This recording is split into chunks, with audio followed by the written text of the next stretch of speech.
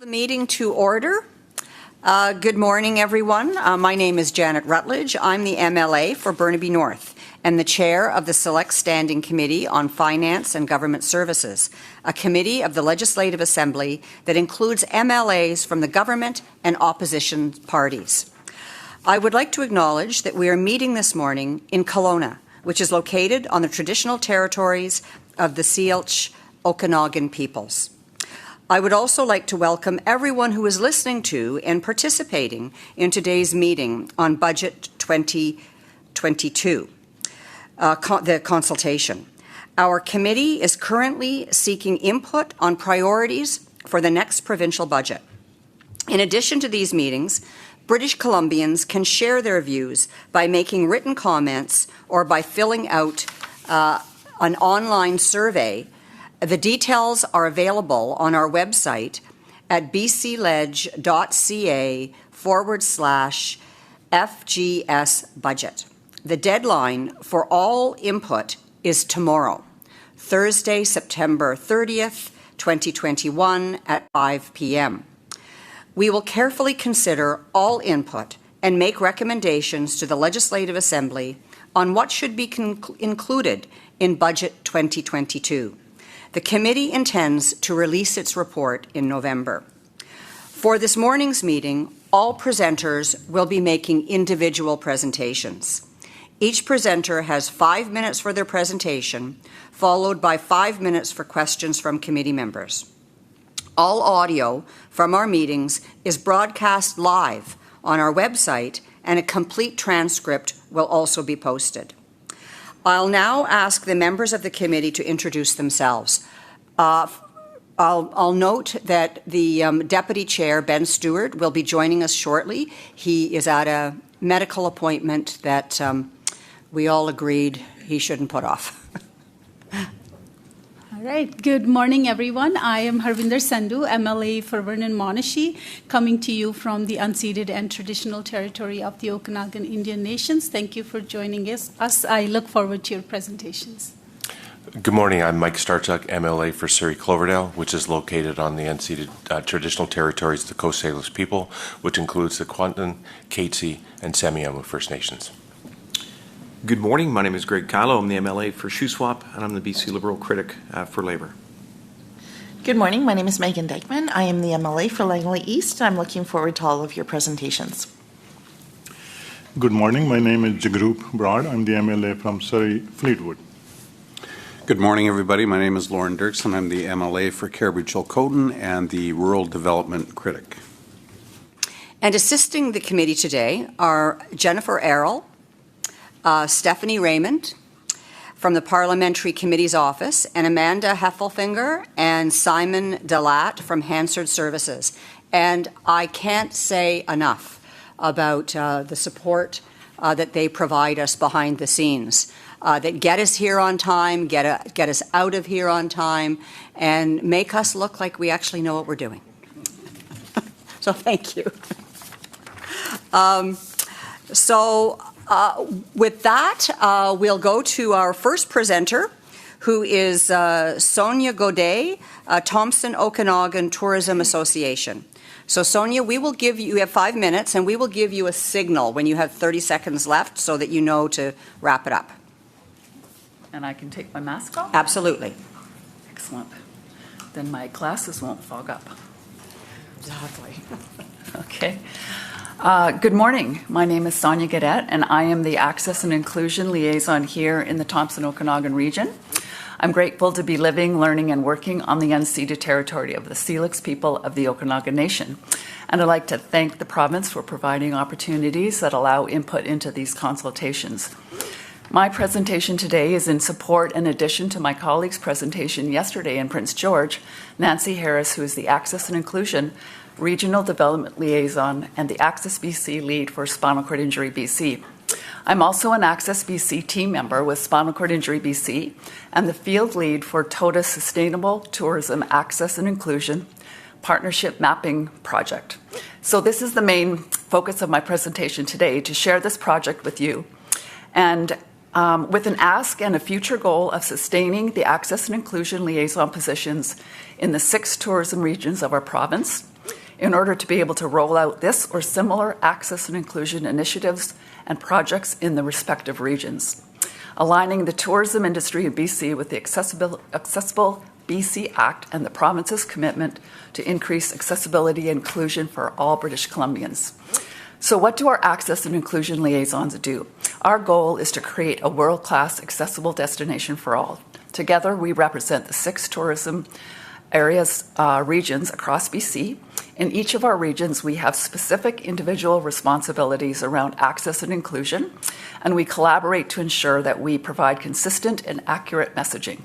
We meet on a regular basis to share, develop resources, establish best practices and improvements, and support one another in educating our tourism community stakeholders about access and inclusion.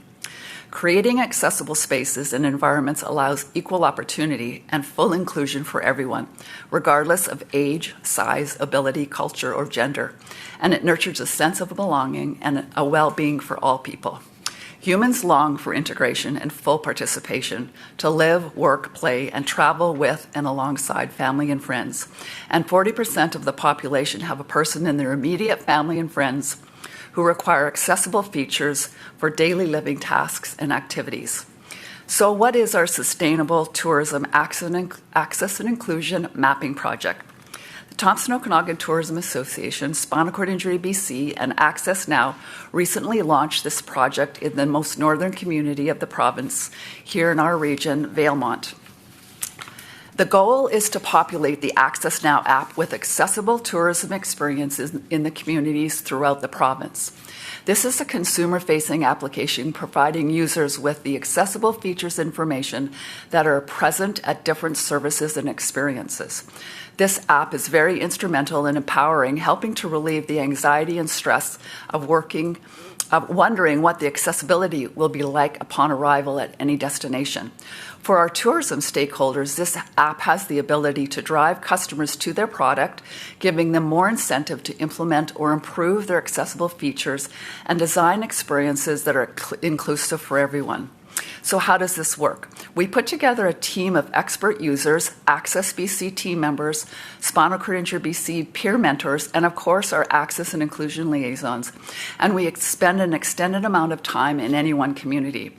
With direction from the community destination marketing organizations about their iconic and key tourism experiences, we visit these stakeholders, and with the use of the Access BC's auditing tool, we gather and input very detailed accessible features information and pictures, and at a later date, with the support from the Access Now team, we will analyze this information, identify and integrate the key priority accessible features that we want to include in the app.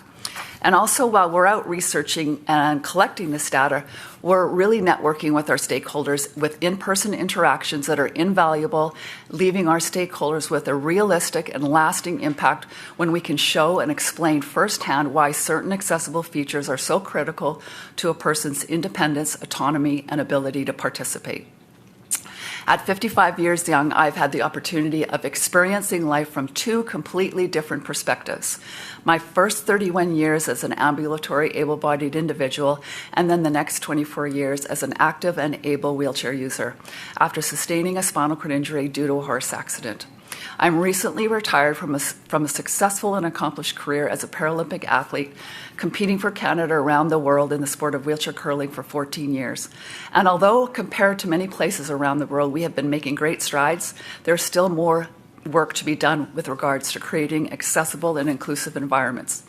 So along with all of our access and inclusion liaisons, we hope to lend our collective knowledge and experience to the tourism industry, support our stakeholders in creating accessible communities and inclusive tourism experiences for local community members and visitors to our regions throughout the province of BC.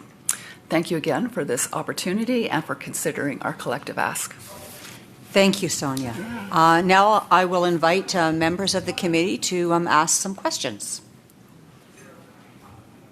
Mike. Thank you, Chair, and thank you, Sonia, for your presentation. As I was writing down my questions, you were answering them one after the other. Talking really fast. Yeah, no. I'm really interested in the app, but I'm just wondering, I know some areas where they're talking about inclusion, they'll build like a picnic table and it'll all be for people with for access, but the trail to get to the picnic table isn't what it's supposed to be. So when you do your locations and you're doing are they rated?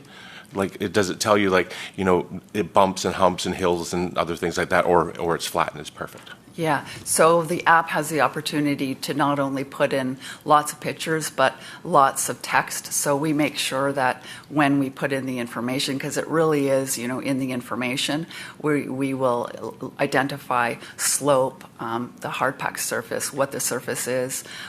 So definitely those features that we know as users, we need to know beforehand. That way I can know, do I need support? What piece of equipment do I need to bring with me? Can I even do that slope or that gravel surface?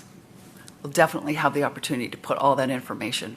Okay, and does your app just deal with mobility issues? What about somebody with visual disabilities? Absolutely. We're going to be making sure that we encompass all of, the different abilities. So low vision, hard of hearing, mobility, sensory. So it's certainly an opportunity where if we don't get all the information in the first time, we can always update it and add in more posts along the way. Thank you. Yep. Sugar? Okay. Thank you, Sonia. This is great to make tourism accessible. I haven't seen, have you submitted your submission in writing? Yes. You have. So There's quite a bit my of apology. material that we I sent in. haven't probably couldn't find it here. So I just want to ask you, for this app, so who is funding and how much money you're looking from us if you are? Well, I believe the ask is over 5 years at $300,000 per year for the next 5 years. Yeah, and that's to keep our access and inclusion liaisons employed in each of the regions for a 5-year period, so that we can they can carry on maybe this project or projects very similar to this.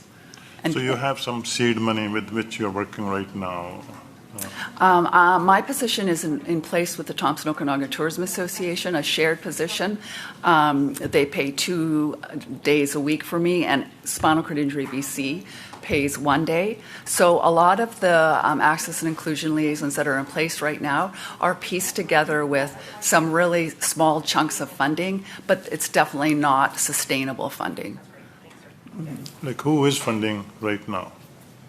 My position? No, the app Oh, operation. the app is an app that was designed by a company in Toronto. So we're just partnering with the app, the people that designed that app, and they're populating this across Canada right now.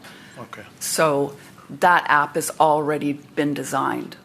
Okay. Yeah, we're just wanting to partner with them, help them populate it to the best that we can, and that's where the partnership is, because they're going to help us with the analyzing of the data and integrating it into their app. So it is already a live app. Okay. Thank you. So I see that Greg has a question. We have about less than 30 seconds left. Sure. Thank you very much, Sonia, for your presentation. I'm just wondering, you indicated that obviously there's going to be strong visuals as well as descriptions about the accessibility of different locations. Is there like an international standard or something that's a little bit easier for people to understand, whether it's a 1 to a 5 or a rating? Is there anything like that? Or will people have to actually look and read all the details of each particular attraction in order to assess their own ability to access? Yeah, good question. So no, this app will rate it either green, bronze, or red. So accessible, partially accessible, or not accessible. But of course, the person still needs to look into the detail, because what might work for me may not work for somebody else. But it will give me a starting point for sure. Fantastic. Thank you very much. Well, with that, Sonia, we'll wrap up your presentation. On behalf of the committee, I'd like to thank you for coming to present to us, and thank you for the leadership that you're taking on this, and not accepting that who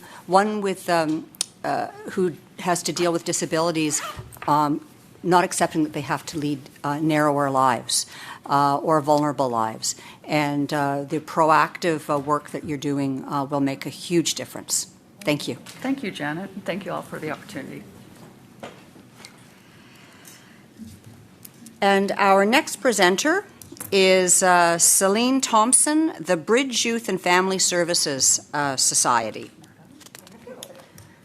So, Celine, you have 5 minutes. We'll signal when you have 30 seconds left, and then we'll move right into questions. Good morning. I am the Executive Director of the Bridge Youth and Family Services. I've asked my colleague, John Yuroshenko, the Bridge's Director of Recovery and Addictions, to join me today to help us address any technical questions you may have at the conclusion of this presentation. It is an honor and a privilege for both of us to join you today on the unceded and ancestral territory of the Syilx Okanagan people of the West Bank First Nation. As the largest community-based provider of substance use resources in the central Okanagan, the Bridge is at the forefront of supporting this community's response to individuals and families impacted by addiction. The vantage point afforded by this role informs our position that the current system of recovery care is inadequately resourced, and as a result, the central Okanagan is comparatively underserved in its effort to meet demand. World and environmental events of the past few years have only served to shine a light on the fissures and cracks in the system. I know this committee is only too aware that British Columbia is in the throes of 2 public health emergencies. In addition to COVID-19, the province continues to reel from the public health emergency declared more than 5 years ago due to the alarming rise in deaths due to overdose and the toxic drug supply. These health emergencies coalesce and add layers upon layers of vulnerabilities onto our healthcare systems and our communities.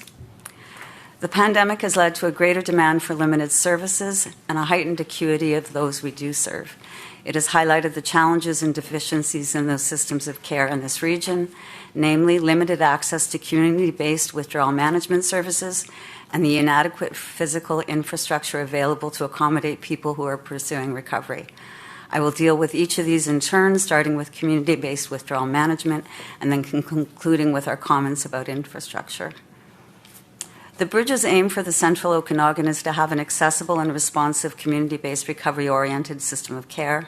This will allow individuals to access support before they experience the acute and often catastrophic impacts of substance use and concurrent mental health concerns. Timely access diverts people from engaging with high-cost government services such as the emergency department and the legal system. Individuals who are able to access care have also increased chance of engaging with their community, which in turn improves our collective economic and social well-being. Medically supported withdrawal management services are for many individuals their first experience in a harm reduction and substance use setting. This initial experience sets the stage for future engagement with the available system.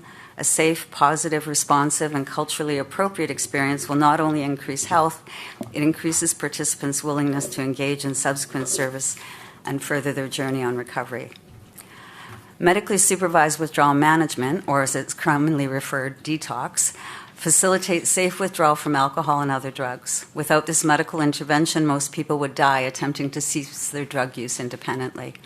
It also provides a safe space to provide harm reduction supplies and education, and critically, in the current opioid epidemic, it facilitates the introduction of opiate agonist therapies and, when appropriate, safer supply.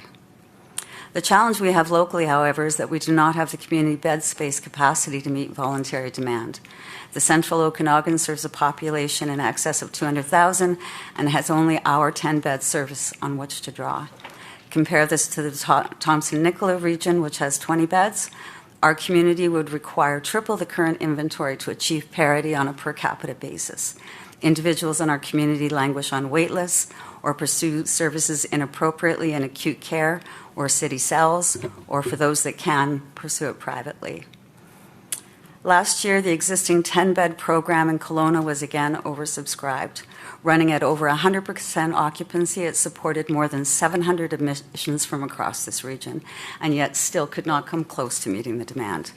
The significant waitlist generated significant barriers to care, and wasted for many their often fleeting moments of courage to receive the health services to which they are entitled. Infrastructure. We've known for some time now that our physical sites are not adequate to meet this demand for service. We do not have the square footage to accommodate all those who choose to stay with us, and as you can appreciate, the sheer volume of those that do create significant wear and tear on the square footage we do have. With the overlay of COVID and the associated need for greater physical space between participants, proper ventilation, fresh air, this need and desire ostensibly for client comfort is now emerging as a risk for their safety. Indeed, where we do our work has almost become as important as the work that we do. I note, I have 30 seconds left. I see in all of the levels of government budgets that they are putting money in for infrastructure, and I can totally appreciate that. With heat domes, forest fires, and pandemics, I just want to remind all levels of government that we provide this service on your behalf. And we too need consideration for infrastructure. I would ask that the committee acknowledge that the need for additional resourcing of adult withdrawal management in this area. Additionally, we propose that service-specific language be used in the 2022 funding letter from the Minister of Health to the Interior Health Authority. Further, we invite the province to invest in the infrastructure of the community social services sector. We're honored to provide these services on your behalf, but our ability to do so in a manner that is not only comfortable but safe will allow us to continue to be effective, accessible, and responsive. Thank you for your consideration. Sorry for the blurt at the end. Thank you, Celine. And before I open it up to questions, we have about 4 minutes for questions. So I would ask the committee, I think we know that Celine has a lot more she wants to tell us. So if we could keep our questions as succinct as possible to give her that opportunity. I'll keep my answers brief as well. Lauren. Thank you very much, Celine. You noted a couple of numbers, 700 people that used the program last year and 10 beds that are obviously always full. Always full. My question is, how many people are going without this service? It's really hard to tell because the people on the wait list shift so constantly, so we keep track with them on a daily basis. But again, they'll opt out of service after they wait. So the total population, we don't know at any given time. John, what the wait list currently can be for people that start with us, we're usually at least a couple of weeks. We've usually got 20 to 30 people wait list on any given day. Thank you. Any other questions? Hope I didn't scare people off. Greg. Thank you very much for your presentation. Have you actually put any dollars to your budget ask? We could provide that in a heartbeat. I've got a costed infrastructure, a new building that would allow us to accommodate what we'd like to serve as 20 beds for WMS and give single bedroom occupancy in our treatment facility. I have those numbers. The additional 5 beds, we've been hammering Interior Health relentlessly. John, Bubby, what are we asking for per year for the additional 5 beds? About 500,000 for operational dollars. 500,000. We'll submit these comments. Yeah, if you could include that yes, in maybe an updated submission before Absolutely. the deadline tomorrow, that'd be fantastic. Thank you. For sure. Harwinder. Thank you, Chair. Thank you, Celine. Great presentation. You mentioned that you've given time 20 to 30 people in wait list. I'm curious, by the time they get bed, are there any that they drop out and they change their mind? Because that's always the biggest fear and challenge. For sure. And again, because of the nature of addiction, that moment of courage comes and goes and flows. Yes. So what seems like a good idea on Saturday is no longer a good idea on Sunday. So to be responsive, we need to catch them in that moment of courage and make it safe and good in that moment. Otherwise, you're right, we lose them. Absolutely. The lifestyle and events and just the chronicity and their inability to show up, right? Thank you. Yeah, this highlights the importance and urgency of more resources because they may never change that, come back to us again. Yeah. So thank you. Absolutely. There's time for one more. Just one last question as to success. We heard yesterday in Prince George or Victoria from a group that was concerned about the programs that are 30 and 60 days long, not I shouldn't say that they aren't successful, but I would be interested in hearing what your success. I think success is really an interesting measure when you're in this business. For withdrawal management, really the success is the safe and effective withdrawal from substances. It's not abstinence, and that is never laid on people. It's a road to abstinence should they choose to go recovery. And even in our treatment centers, when you characterize success, challenge people, what does that mean? Does it mean if they ever have a drink again in their entire life, it's a failure? Or does it mean that they're sober on graduation day but not the week later? So it's a really nuanced question. The way we've chosen to frame it for our treatment programs, for example, is that we look at determinants of health across a spectrum, what we call recovery capital, known determinants of long-term health. So we don't ask questions, we ask questions about abstinence, but we also ask connection with family and community. Connection with culture and spirituality. Do you have a safe house? Do you have access to a physician? How is your physical well-being? And that provides us a greater picture. And if we see progress of that over time and sustained progress, to that a success. But when you hear people talk about treatment, really challenge their success quotas because I think that they're narrow and ill-advised typically. It's a great answer. Thank you. Thank you, Celine. We're out of time, but we really want to thank you for taking the time to come and presenting to us and providing. We come every year. Okay. Well, we're new to this, so it's very insightful for us.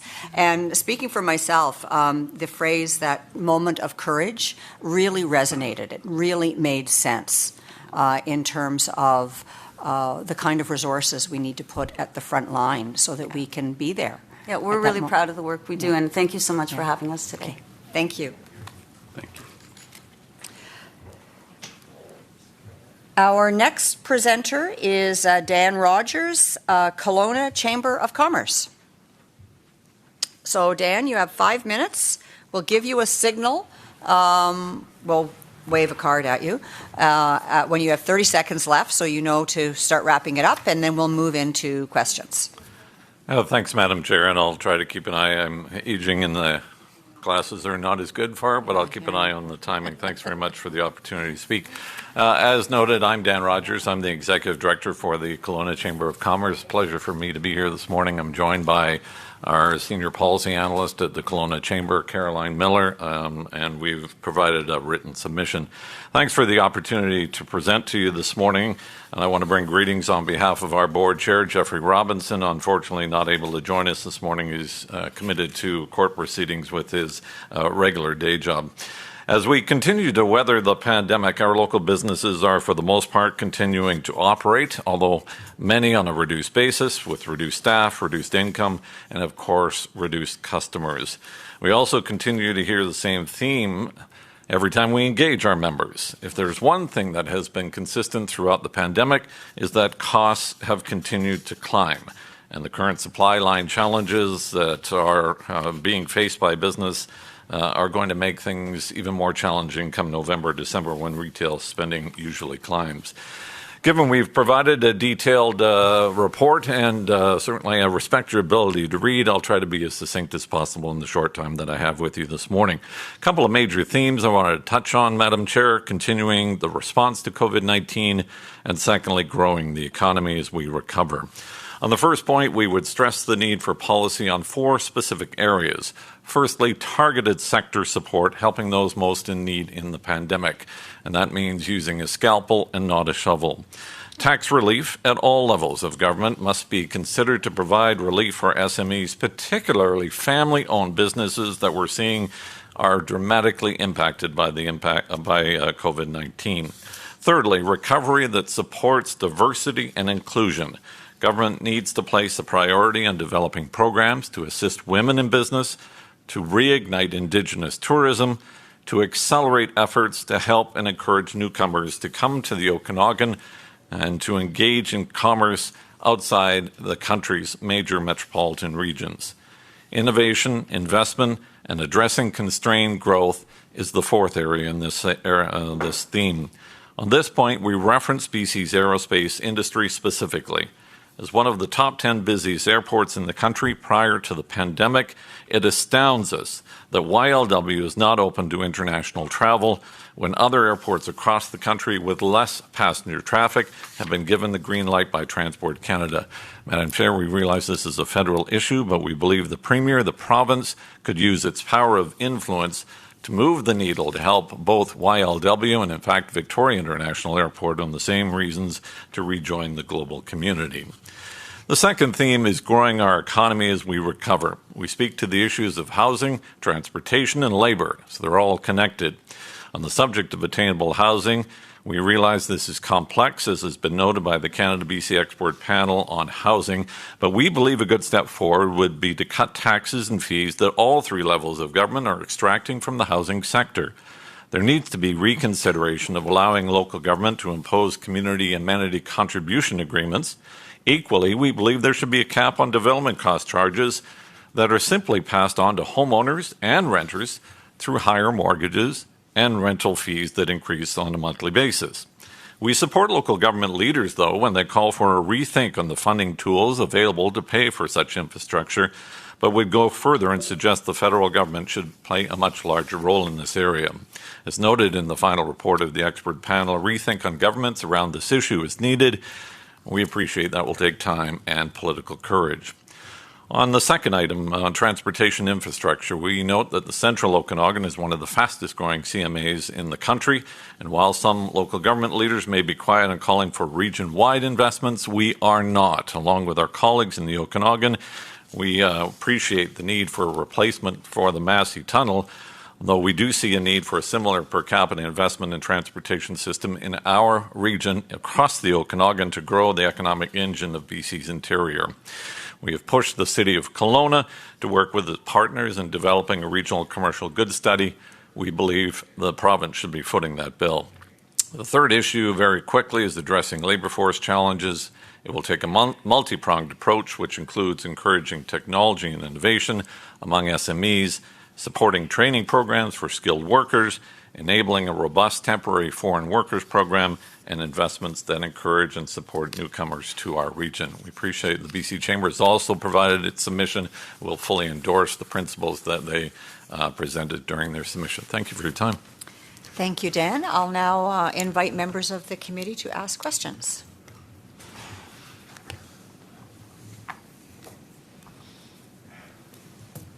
And good to see many of you back again in Kelowna. Welcome. Thank you. Shagrup. Thank you, Dan, for your very well-prepared submission. You have laid out very clearly a number of actions you want from the provincial government, to take. I just particularly want to ask you, I understand you mentioned that you want the targeted sector support to continue in the future. If there's any feedback as to if there's any change the Chamber is actually proposing to the current program, so I would like to hear about that.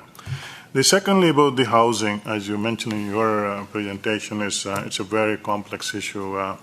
It's surprising to me that we have been hit by COVID-19 now a year and a half, and the housing prices still continue to go up, even during this time. So it's a complex issue, as you said. So I would particularly like to know from your perspective in this area, the specific steps. I know you mentioned some which could help to create more attainable housing. If I could, Madam Chair, I'll try to answer both parts of that question and try to be as succinct as possible. On the first question, that was with respect to targeted support. So targeted support. So we are working with our partners in the BC Chamber, Madam Chair, to engage businesses. What we've seen, and I suspect you are aware, the pandemic hasn't treated everyone equally, and that is the same in some sectors, particularly as an example in the hospitality sector. some large chains in restaurants have done fairly well because they have the economies of scale. That's not been the case for some of the small businesses. So we're in the midst of gathering more data. Once we gather that data locally and through our partners at the BC Chamber and some of their activities, we'll certainly provide that through the BC Chamber direct to government, and we're trying to do that. We also know the other thing that I'll leave with you throughout the pandemic, when we've continually engaged businesses, we are among the most optimistic in the province through the surveys that we've done in business. We're not sure that's the case anymore, but we will. It's this last go round, and as everyone's aware, it's been extremely challenging. That has been something that we've been concerned with. The item around housing, and we know this is complex. The City of Kelowna has significant demands, growing increases. We believe a much more regional approach in housing, and we focus on the market-based housing, Madam Chair. We appreciate there is a great deal of effort on the non-marketing side of things, and the work that BC Housing is doing and the investments they are making. This would be an opportunity. In my preamble, I didn't have a chance to mention that spec tax, but we don't believe that that's actually making housing more affording. It's certainly extracting money from this city and from West Kelowna, but it's not addressing the core issue of making housing more affordable. So we see it's complex. We think that the senior levels of government must do more to help for infrastructure, because in the absence of that, local government has no other choice. And as a former local government leader, you need to raise money to pay for that critical infrastructure. And the only way you can do that is through increased development cost charges, or, as in the case of Vancouver, the community amenity agreements. The challenge is that money's just passed on to the consumer, and then house prices increase. That model has to change, and I think it was identified by Chair Joy McPhail in the work of the expert panel. Thank you.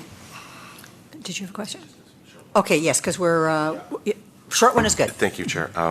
When you refer to surveys that you send out to your membership, how many members do you have, and what is the percentage of the survey that's returned?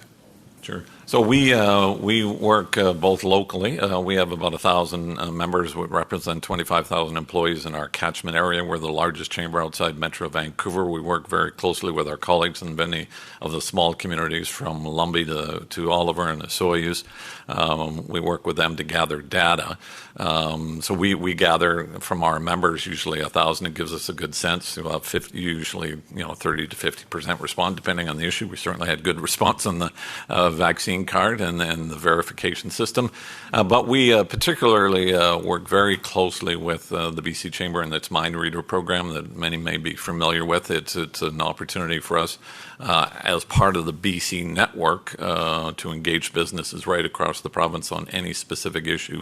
And the data that they gather, they regularly share with government, and we are a contributor to that. Thank you. With that, Dan, we'll wrap up this part of our agenda. On behalf of the committee, I'd like to thank you for taking the time to come and present to us. And you said an awful lot in a very short period of time. And I want to assure you that I think we've all heard your message about the complexity of making change, and that we have to find a balance between being seen to fix crises, but also understand the complexities of it. Thanks, Madam Chair. As a former broadcaster and a fully recovered politician, it's not easy for me to be succinct, but I tried this morning. So enjoy your day. Thanks very much. You. And our next presenter is Larry Widmer, Community Futures, British Columbia.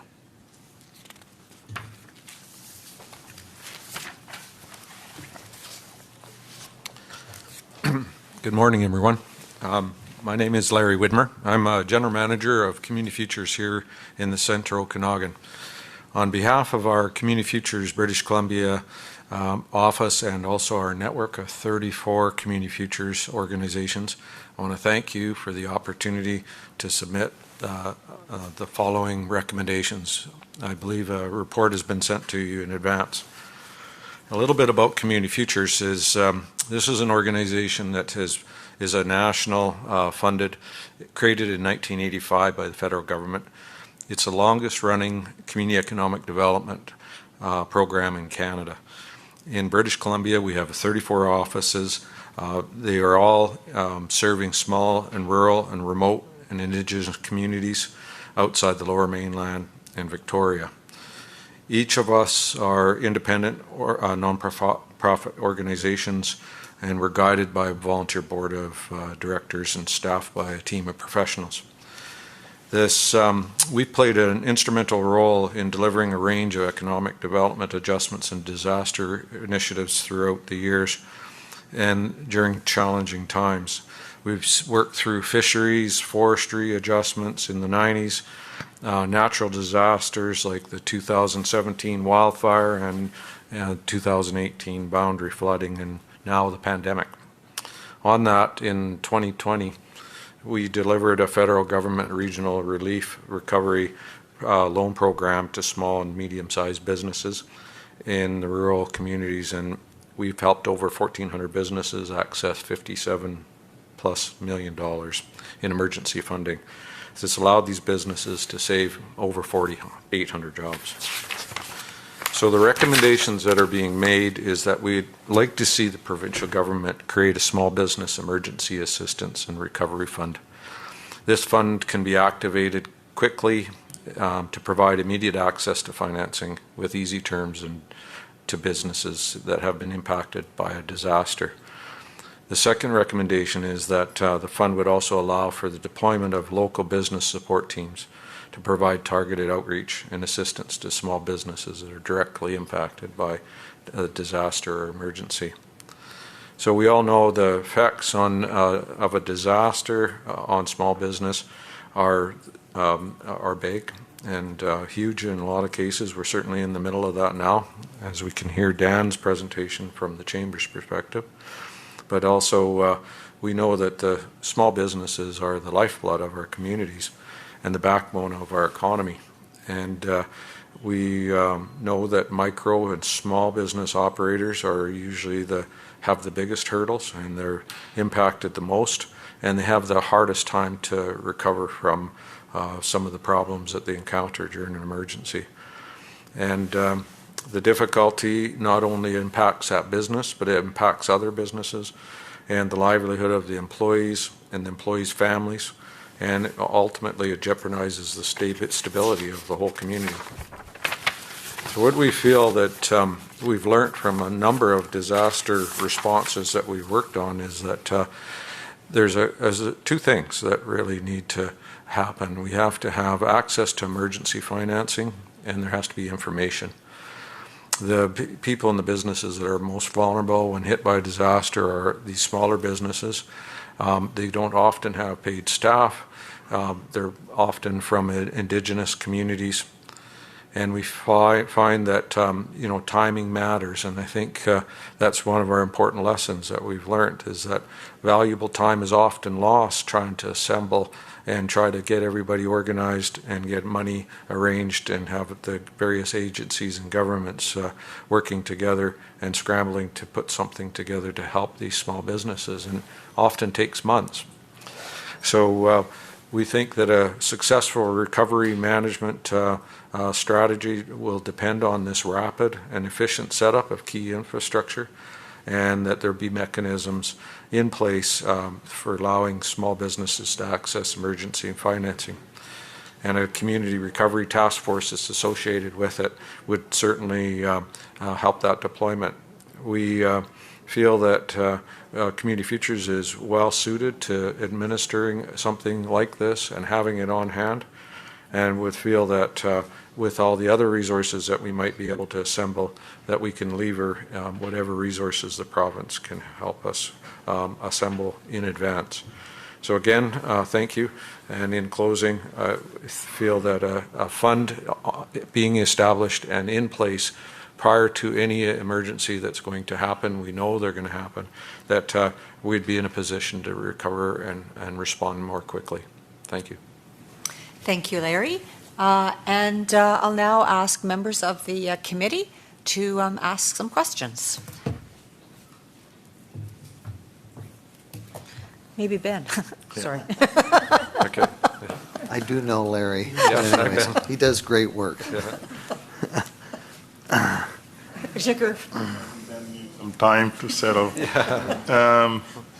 Larry, thank you very much for your presentation, for your work for the small businesses of the province of British Columbia. In my previous life, before I became the MLA, I was actually heading a very similar organization in the Lower Mainland, but not Community Futures. Yeah. So I have a good knowledge of what you do, and you're doing a great job in that respect. I'm curious to know more about your recommendation 1, where you say Small Business Emergency Assistance and Recovery Fund. Budget cycle is 3 years, and it goes that way, and it seems to be a good idea. But I would like to know if any other province is doing something like this, or it's a completely new idea. Well, I think we probably had examples of it even within the province. We found during the forestry recovery work that was done and the small fisheries that these similar funds were established at that time with FRBC and with fisheries. So we've had precedents, I think, in BC already. What I find interesting about establishing these funds, that we've seen it on a federal level, the funds that have been granted to Community Futures are, for the most part, all intact and have grown. They're capital funds. They're not expenditures. Certainly, we've asked for operational that might go along with it, depending on the need. But this capital remains intact. So for the most part, it's protected by, and in case it's a loan, it's often repaid with flexible terms. So I'm not totally aware of any province other than BC, because my experience has been largely in BC, that we've already dealt on some level with this for specific emergencies. The challenge we're seeing when we see the wildfires that are happening up north right now is that the response is a little bit slower than it could be if the loan funds are already in place and we can act very quickly. That's the challenge. It takes, like I said, months to respond. So, and again, we have our loan funds. They're just often limited by size. Thank you, Dan. Thank you, Larry. Mike. Thank you, Chair. Thank you, Larry. I love your presentation, and the recommendations stand out so clear in the report that you gave to us. In the most recent iteration of the government funds with the small business recovery grants that went out, I know in my riding there was 31 small businesses that were able to access those funds, and in a 4 to 8 week period that they were seeing the funds come back to them.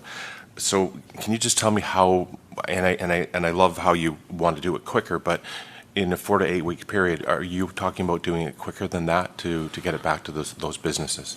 Yeah, a lot of the challenges often, the fund announcements are made, and then it takes a couple of months for the funds to actually arrive and be available, because we found in this emergency with COVID here, and I think this is universally around the province, is that our loans, we'll have an application put in, and we'll have a decision within a week and another week probably to deliver that loan to the business. So it is possible to respond once the funds are in place within a couple of weeks. And it's certainly triage style lending, and it's emergency that's done very quickly. But we have the mechanism once the money's in our hands.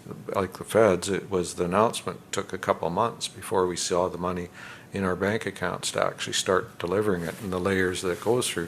So if the funds were in place at the beginning in a provincial association like we have, with an emergency, we could respond immediately, and realistically within 2 weeks have money, boots on the ground, it quickens it, and I think it's probably the most critical time to have that support.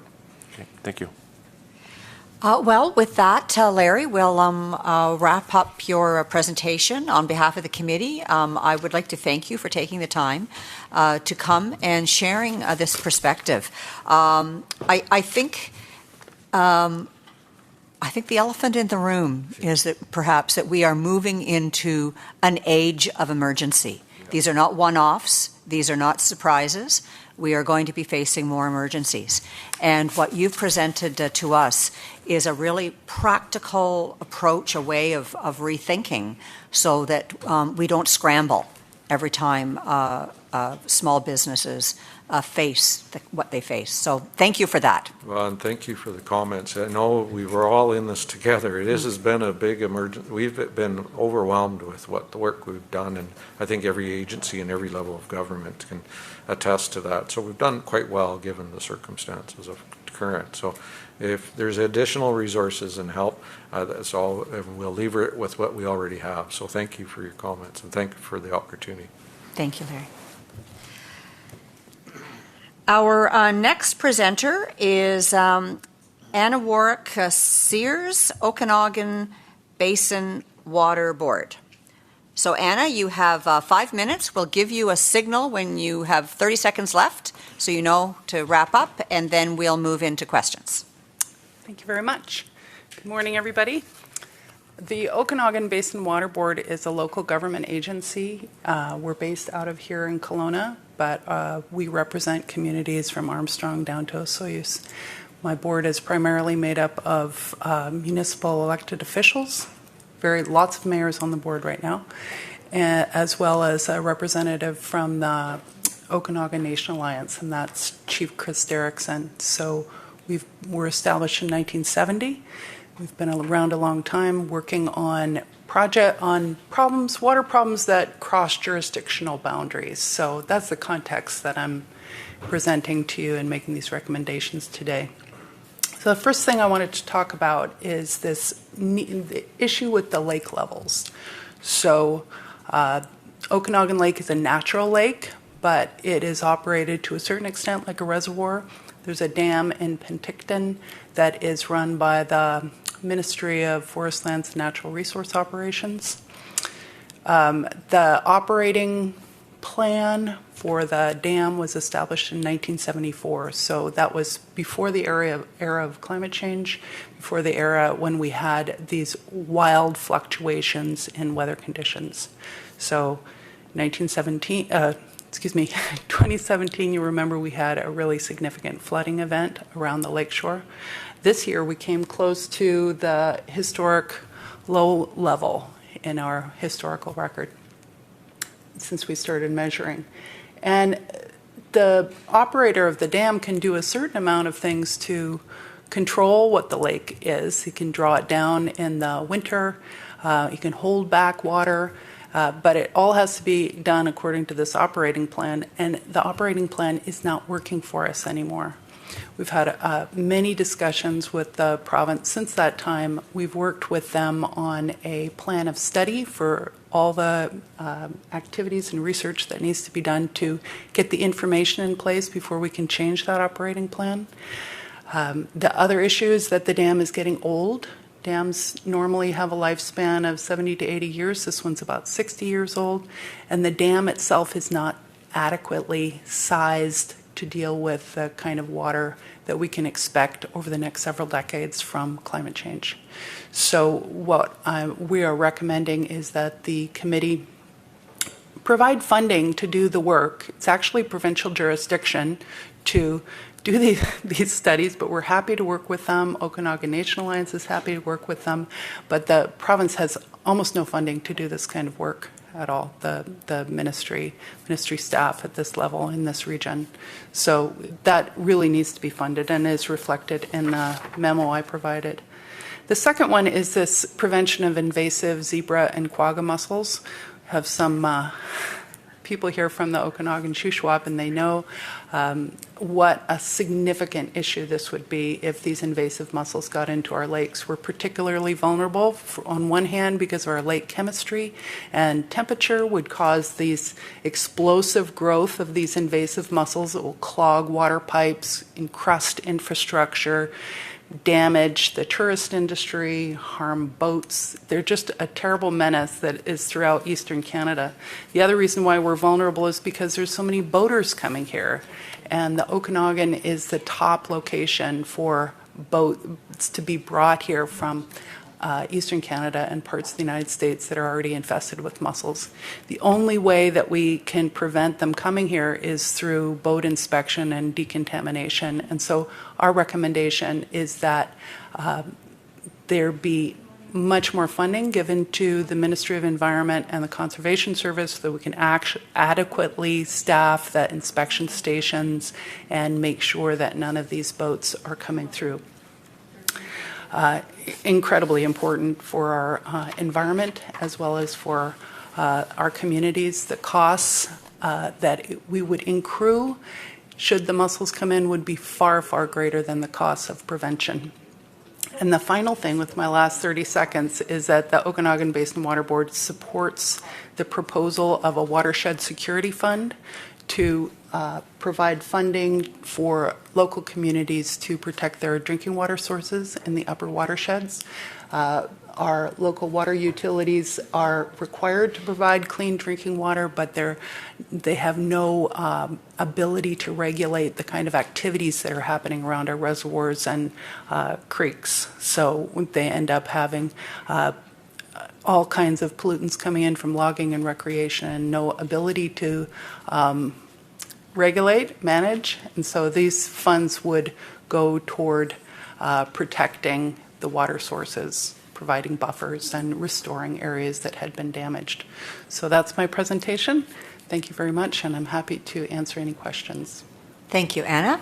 I'll ask the committee now to ask some questions.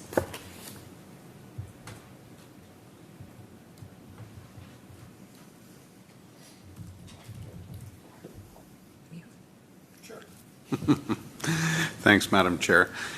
We've had a number of presentations about water, so thank you for yours. Can you give me an idea of cost of upgrading or changing the dam?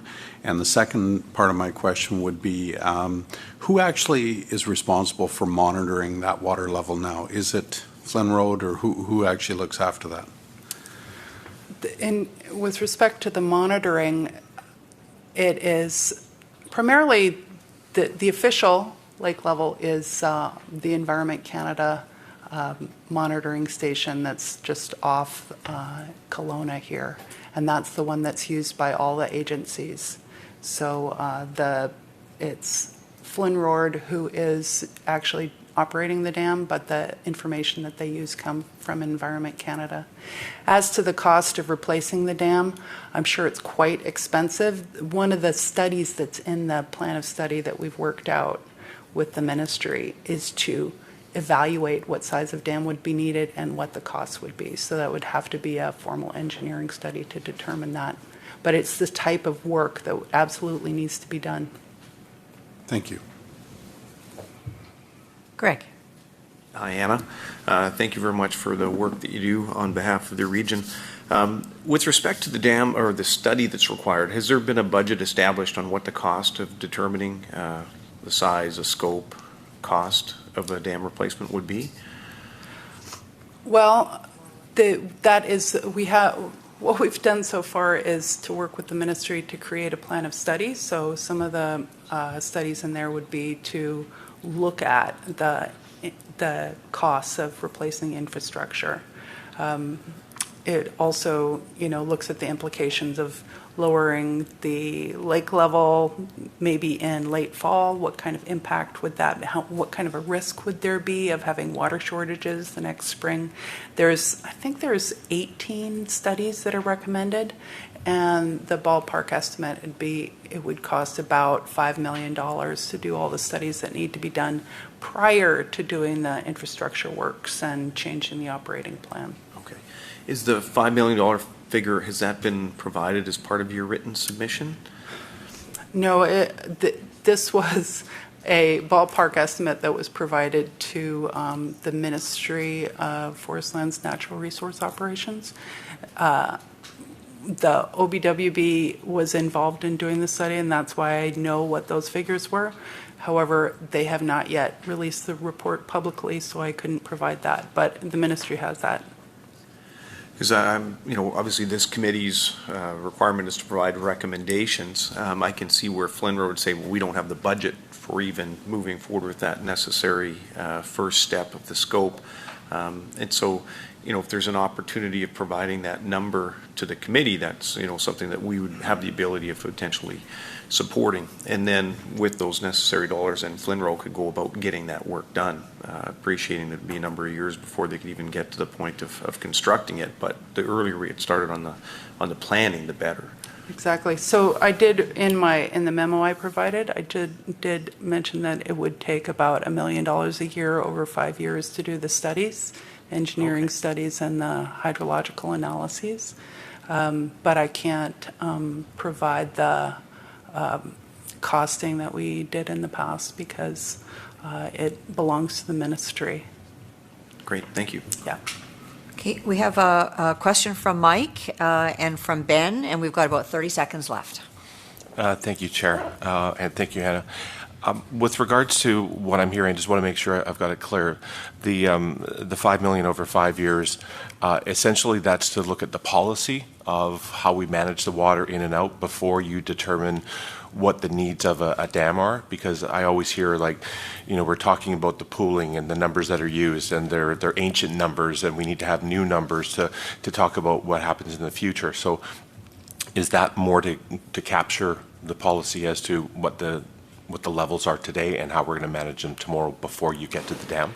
There's a lot of different options for how the dam could be managed, changes in operation. There's going to be winners and losers, depending on how that's done. And some of the things that would be impacted, for example, would be the salmon, which is a big issue with the Okanagan Nation Alliance. We have to go through and look at all the options, discuss them with the stakeholders, understand what the risks of water shortages are versus the risks of flood damage, what the costs of the respective kind of damage is, and also those studies about not just Okanagan Lake Dam, but the dam on Kalmalka Lake and the other drop structures that are involved in the whole regulation system. So those are the things that would go into the plan of study. Thank you. Ben. Thanks, Anna. Just for the committee's point of view, the overlying importance of this to all the government jurisdictions, like all the municipalities, et cetera, the regulation of the water level and the flood risk, which Anna mentioned in 2017. What I'm trying to maybe suggest is, what's the population that is affected by the Okanagan Water Basin Board, and what's the projected growth maybe over the next 10 or 25 years or something like that? How many users are there? I say that meaning that the competing interests are staggering when you look at it. And after 2017, we had to go back with Flinro and dealing with all the dock rebuilding and all the different areas, et cetera. And it is such a complex web of all these different uses. And so I'm just trying to what's the order of magnitude today for the population, and what do you see it in another 25 years, or do you have a number? Well, the population of the Okanagan watershed right now is about 350,000, and it's projected to grow up close to 400,000 in the next 10 years. However, there's many more people who are impacted by issues with the lake because we have such a large tourism industry. Also, issues with the lake also affect the agricultural economy because a lot of agricultural irrigation comes from the lake, particularly in the South Okanagan. So it is difficult to say as to the number of individuals that it will be impacted, but the costs, the potential damage, economic damage, infrastructure damage, damage to tourism, damage to agriculture is very high. And really we're trying to catch up to what climate change is doing. Well, Anna, we're out of time. And on behalf of the committee, I would like to thank you so much for taking the time to come and making your presentation and enlightening us.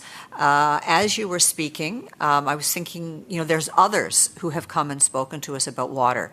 And it, in a way, it kind of challenges our self-image of Canada.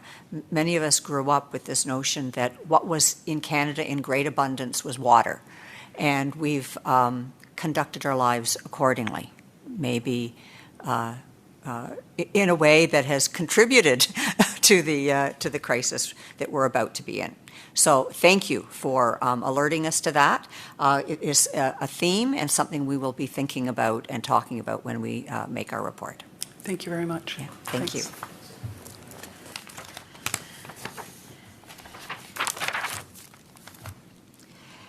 And our next presenter is Moira Baxter, School District Number 23, Central Okanagan.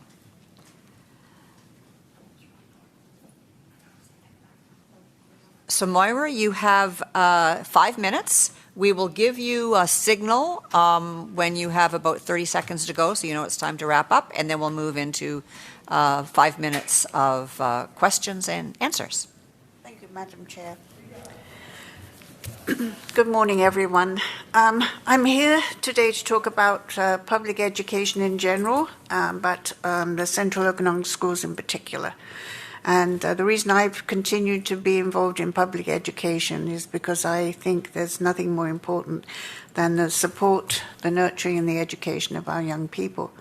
I'm not naive enough to know that there aren't other public institutions that need support, such as healthcare for aging population like me, but for me, my focus is public education.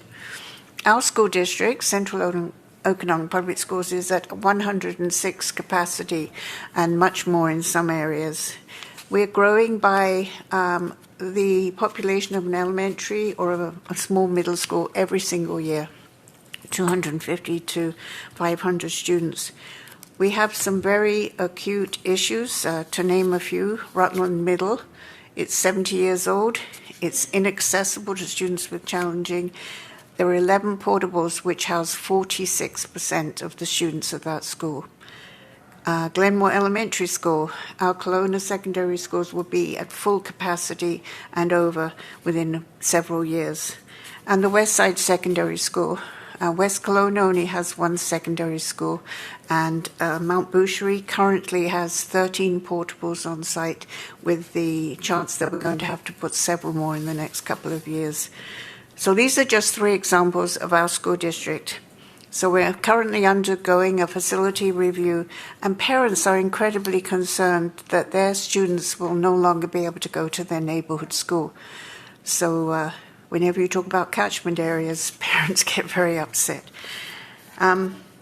So that's our capital issues, but we also have operating funding issues. And I think it's important to note that portable classrooms do not come out of the capital budget from the Ministry of Education. They come out of operating funds, and each one costs $300,000 to purchase and put on site. And we have 118 portables in this school district. That's a huge amount of our students who are not inside their school with the facilities that that offers. So it has come out of our operating budget, and that means that we are having to take those funds every year to from the money that would normally support our students in the classroom.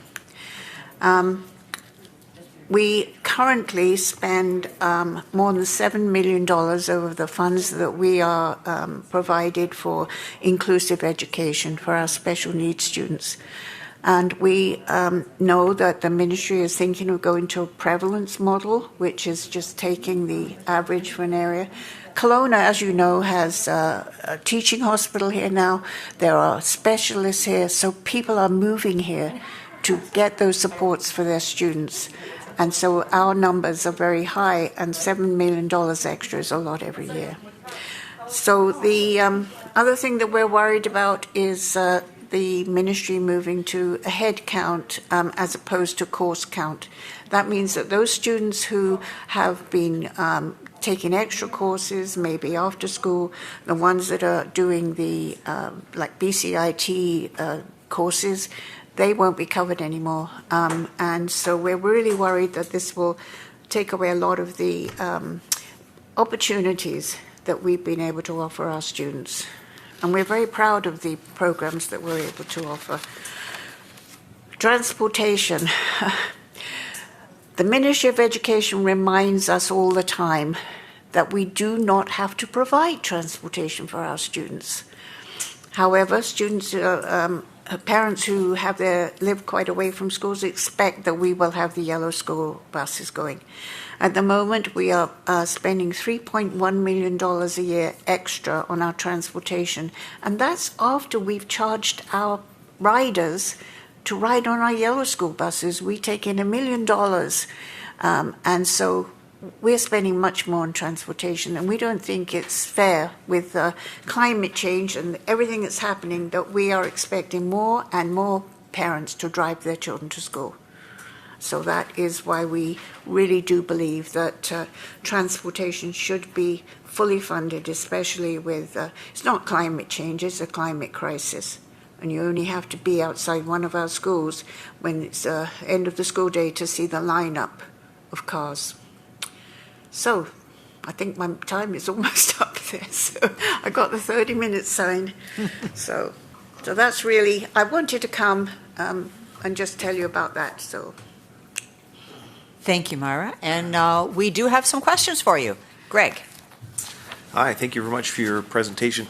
With respect to the portables, you indicated there's 118 portables. Has that increased over the last number of years? Yes, we've added quite a few portables. I've been a school trustee for a long time. I'm not actually a teacher or anything, in case you think that I'm actually a nurse, but I've been a school trustee for a long time, and we've been adding portables. 20 years ago, because the government was pushing us to consolidate schools, we actually closed schools. We sold off property. It comes back to haunt me in my nightmares. That's one of the reasons why we're so overcrowded now. So, 118 is, and every year it's 2 or 3 more. So, yeah. And as you mentioned, that's coming straight out of your operating budget, so it actually takes away from funds that otherwise would be providing education for students. That's absolutely true. Although it's a capital expenditure, it's not covered in the capital budget from the ministry. Thank you. Megan. Thank you. It's wonderful to see you. It's wonderful to see you too. Thank you for coming here today and laying out those challenges, which I know in all the years I was a school trustee have been things that boards have continuously fought to fund more equitably. I'm wondering, on your recommendation number 1 in your report, which thank you for your written submission, you talk about the K-12 sector considering additional mental health and addiction resources, which could be used for personnel over a multi-year time frame. You talk a little bit about Pathway to Hope and mental health in schools. I was wondering if you could expand a little bit on what that would look like implemented in a district. And what actually, I don't know which report that is. Did that come from our school district? Oh, geez, no. No, I don't think it did. No.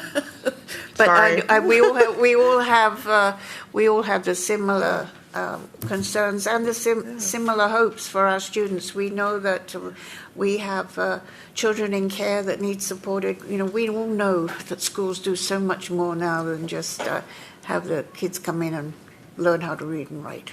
Yes, exactly. Sorry, I saw SD and just clicked on it. Wrong district. So sounds good though. It does. It's another good one. So there you go.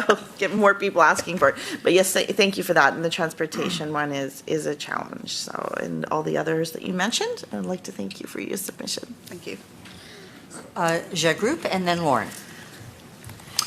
Thank you. The issue you have raised, whether building new schools and additions, and the operating costs, you mentioned, they're very well-known issues province-wide, very well established. So thanks for reinforcing those issues to us. Not long ago, we were hearing repeatedly that the student population, particularly in the rural area, is declining. And so it was a complete different policy set framework at that time we were dealing with. So I would like to know how many schools you have in your areas, and when was the last time you built a new school, whether it's elementary school or the secondary school or new additions? Well, yeah, that's easy. We have 24,000 students and we have like 46 schools. We've just opened a brand new school in Lake Country, and I see an MLA sitting at this table who knows very much about that because he's in our school district. Our school district covers 4 municipalities and 1 regional district as well. So we have the school that's just been opened a couple of weeks ago is the H.S. Grender's Middle School in Lake Country, which is one of our municipalities. So when was the time you built a new school before this one? Before that, I believe it was Jock Elementary in West Kelowna. Yeah, you're right. Yes, because Okanagan Mission. As I said, we cover a lot of municipalities. I live in Peachland, but we cover a lot of municipalities. Yes, we had one in Okanagan Mission, Canyon Falls Elementary School. Thank you. Lauren. Thank you, Madam Chair, and thank you, Moira, for your presentation. We heard similar situation yesterday in Kamloops. Oh, right. And I guess I wanted some clarity around capacity because it sounds to me like you're probably, are you buying 5 of these portables a year? We are purchasing at least a couple. We sometimes move them, like if we open a new school, like we did recently, that maybe alleviates some of the portables so we can move them onto another site, which of course costs money too. How many we're actually purchasing every year, I don't know. I could find that out. It's all right. I mean, you mentioned 118 Yeah, but that's and the referred total to we have on site right now, yes. Right. And I guess back to capacity, so I think we heard a number of 159% in a few schools yesterday. What is the situation with the schools now here? Well, we have some that are really 120%. We have a couple of schools in our school district that actually have space. One is Peachland Elementary. We have certain areas of the school district that are just bursting. And so it's very difficult to say to parents, you should have your child go from Lake Country into Kelowna to go to school, or from West Kelowna, you should go down to Peachland. Parents don't like having their children have to leave one community. So our average is, whatever I said it was, 108, but we do have some that are 120% over capacity. And if you have 46% of your students in portables like we have at Rutland Middle, you can tell that school is really over capacity. And those portables don't have washrooms. We get winters here where they have to go from the portable into the school. And we understand the pressures that the province is under, but we just wanted to, once again, use this select committee to help get our message across. And I know the committee has in the past said very much that public education did need to get more support. So I guess we're hoping that you're going to say that again. So we'll wrap it up, Moira. On behalf of the committee, I'd like to thank you for taking the time to come and present to us and provide a perspective on what has become a pattern in presentations about the challenges at the level of school districts. I'm an urban MLA, but when you were talking about transportation and all the cars at the schools, I was one of them. And there's got to be a better way. Yes, yeah. Thank you. Well, thank you so much. Thank you. We will take a 5-minute break and then proceed.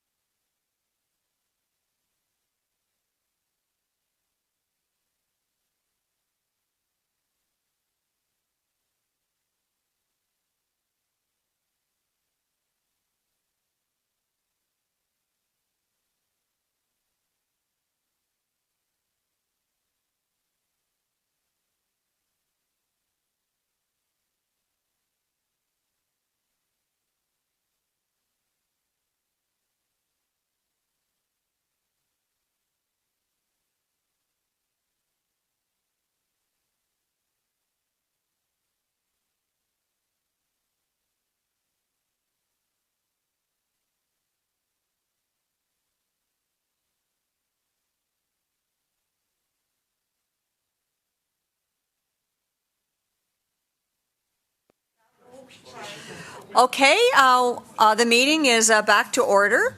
Our next presenter is Taryn Scalbania, BC Coalition for Forestry Reform. So you can come to the table when you're ready, Taryn. You have 5 minutes to make your presentation. We will give you a signal when you have 30 seconds left so that you can wrap it up, and then we'll move right into 5 minutes of questions and answers. Great. Thank you. So whenever you're ready. I'll proceed. Well, good morning, everyone. Good morning, MLAs, Chair. Thank you for coming to the Okanagan. In Tsilhqot'in language, our Syilx territory, it's away. So this is the unceded Syilx territory. We call it Lake Okanagan. A beautiful day and no smoke. I am Taryn Scalbania, and I'm here to represent the British Columbia Coalition for Forestry Reform.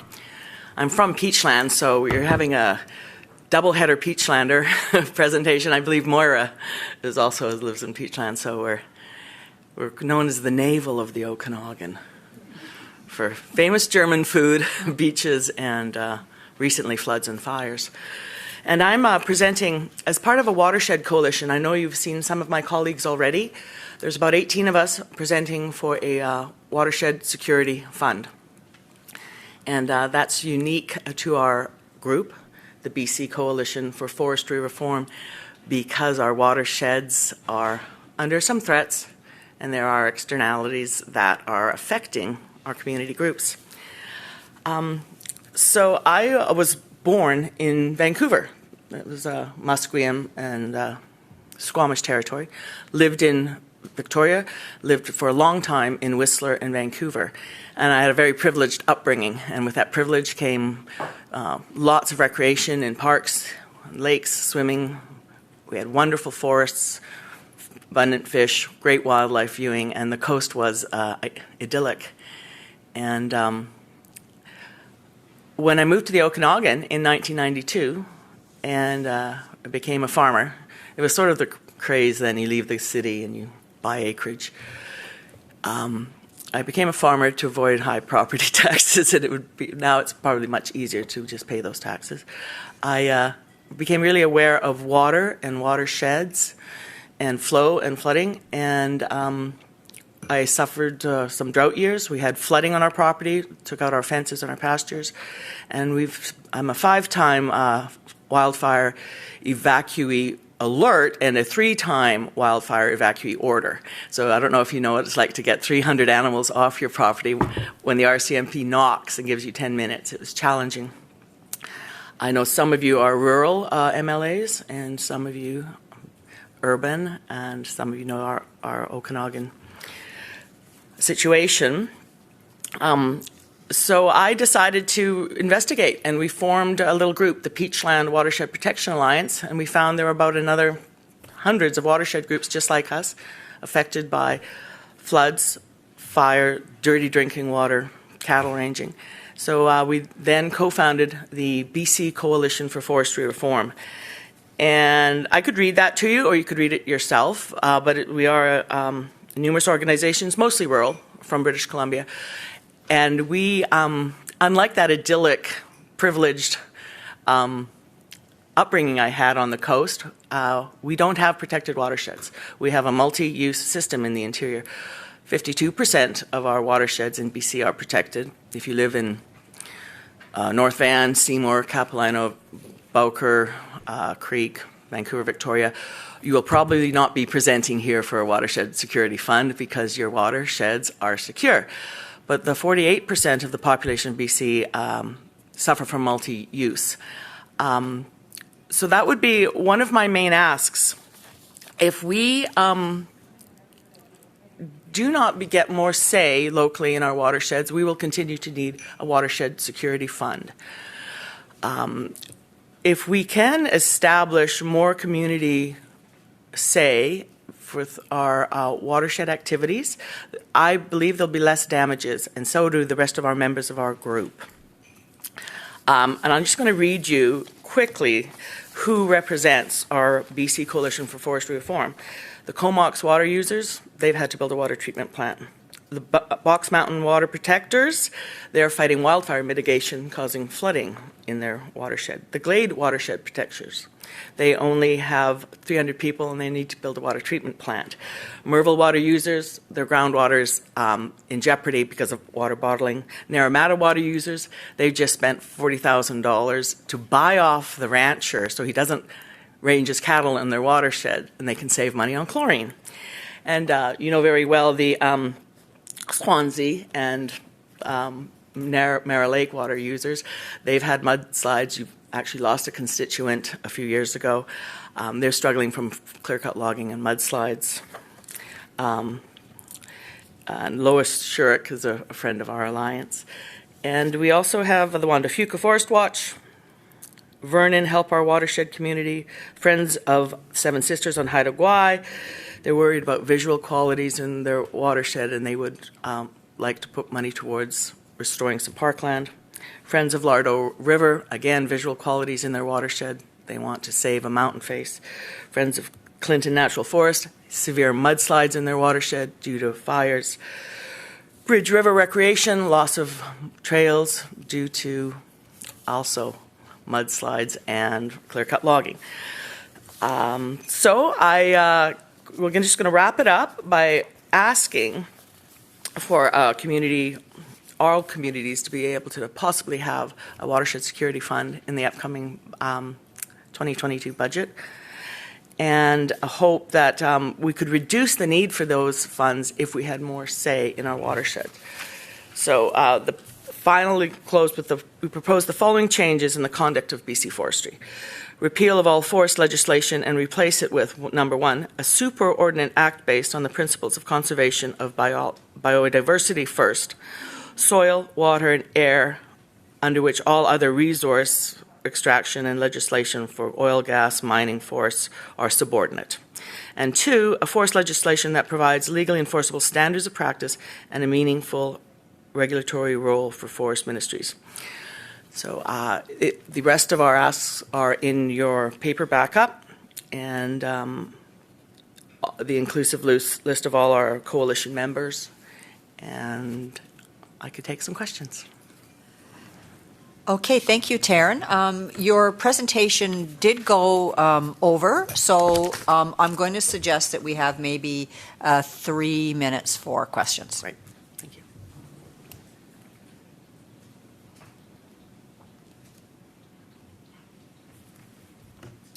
I was either very thorough and no need for questions, or confusing. Ben. And what would this watershed security fund, like what type of investment are you thinking of, and how do you see it being used by all of the diverse groups that you're mentioned? I would suggest, as in the request, if it could be used like a Habitat Conservation Trust Fund grant or the Real Estate Foundation grant, that each individual group applies to whatever the terms of reference are that you set up. If it could be for restoration work, could it be for research work? Can it be for restoring fish habitat? Can it be to buy back land for parks? What about reforestation? So each individual group in BC on our list has a unique threat, issue, collateral damage, whatever you want to call it, in their watershed. Some have more than one, and so it would be up to, I think, the group. And I hope it would be open to municipalities, because our mayor has been asking for a pause in clear-cut logging, a moratorium, just until she gets a cumulative effects assessment done. And she's not alone, the mayor of Peachland, in that request all over BC. Okay, thank you. Harwinder. Thank you, Chair. Thank you, Taryn, for your presentation, and it was thorough, a very good presentation. You mentioned when you asked for watershed security fund, and you mentioned that if locals had more say, then it could be, we would require less amount. Can you elaborate that? Like, how would that be possible? Well, I would suggest that if we had more say, which means like the watersheds of Vancouver and Victoria, which have eliminated industrial activities in the watershed. Actually, they don't even allow some recreation activities. They certainly don't allow cattle raiding. We would not have to clean up after the cattle. We would not have to clean up after sedimentation in ditches from flooding from clear cuts. We would not have extra recreation trails ruining hillsides and having habitat loss for animals.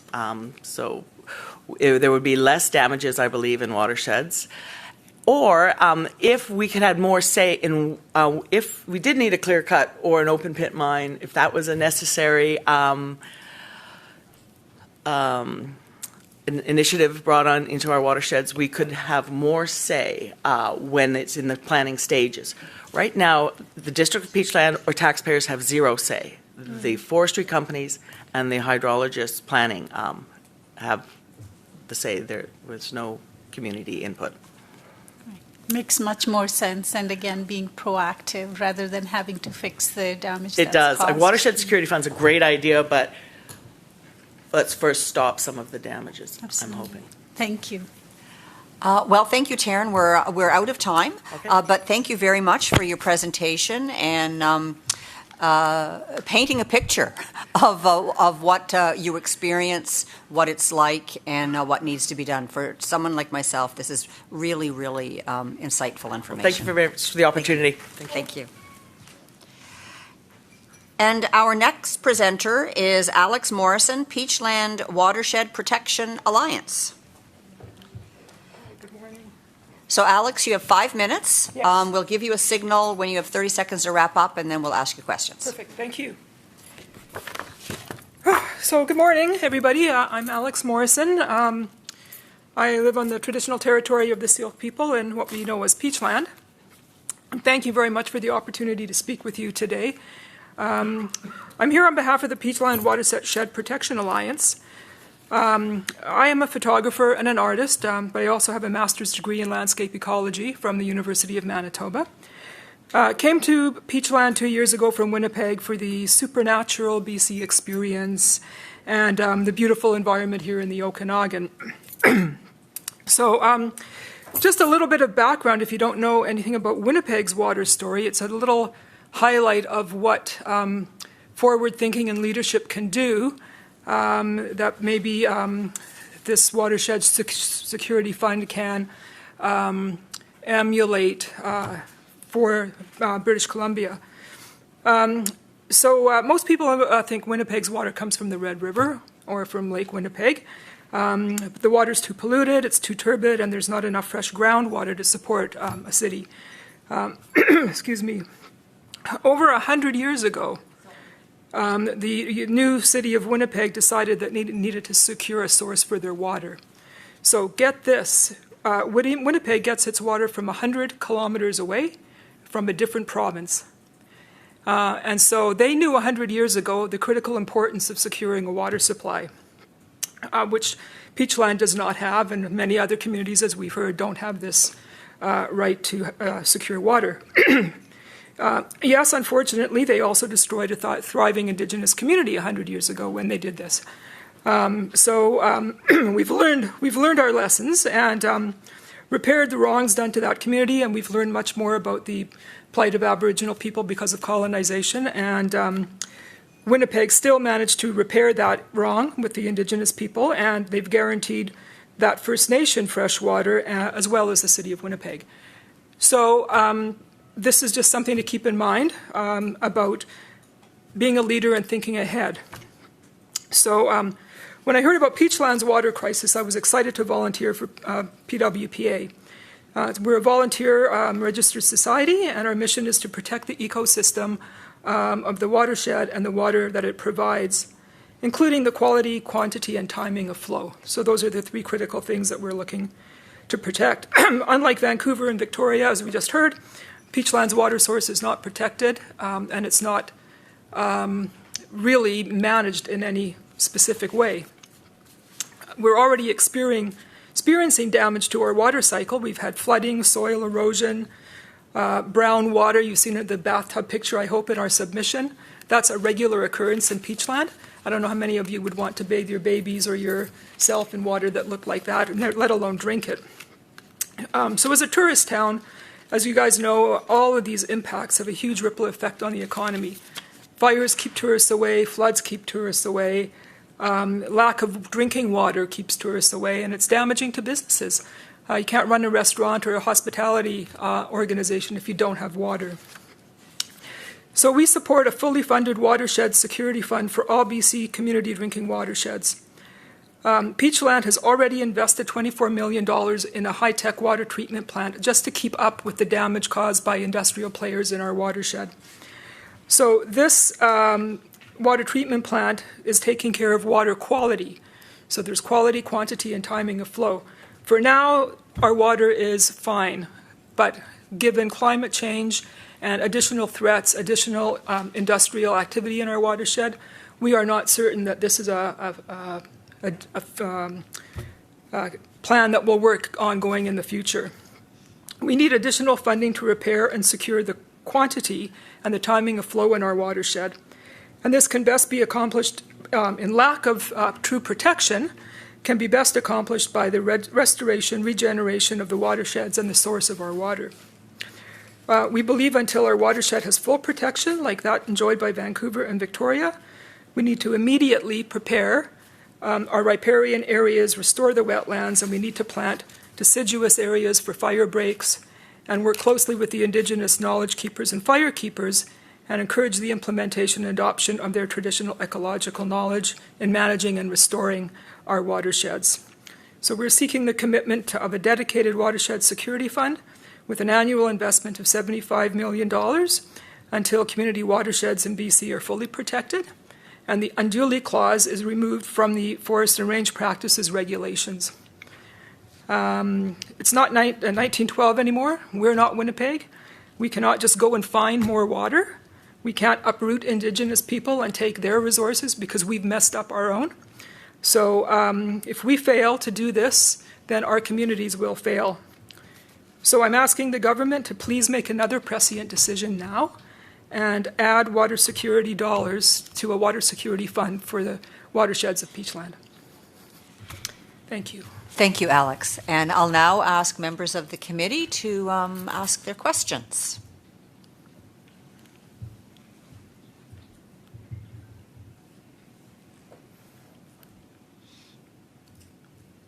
Harwinder. Thank you, Chair, and thank you so much, Alex, for your presentation. We've had several other presentations on same, and I'm glad the work you're doing.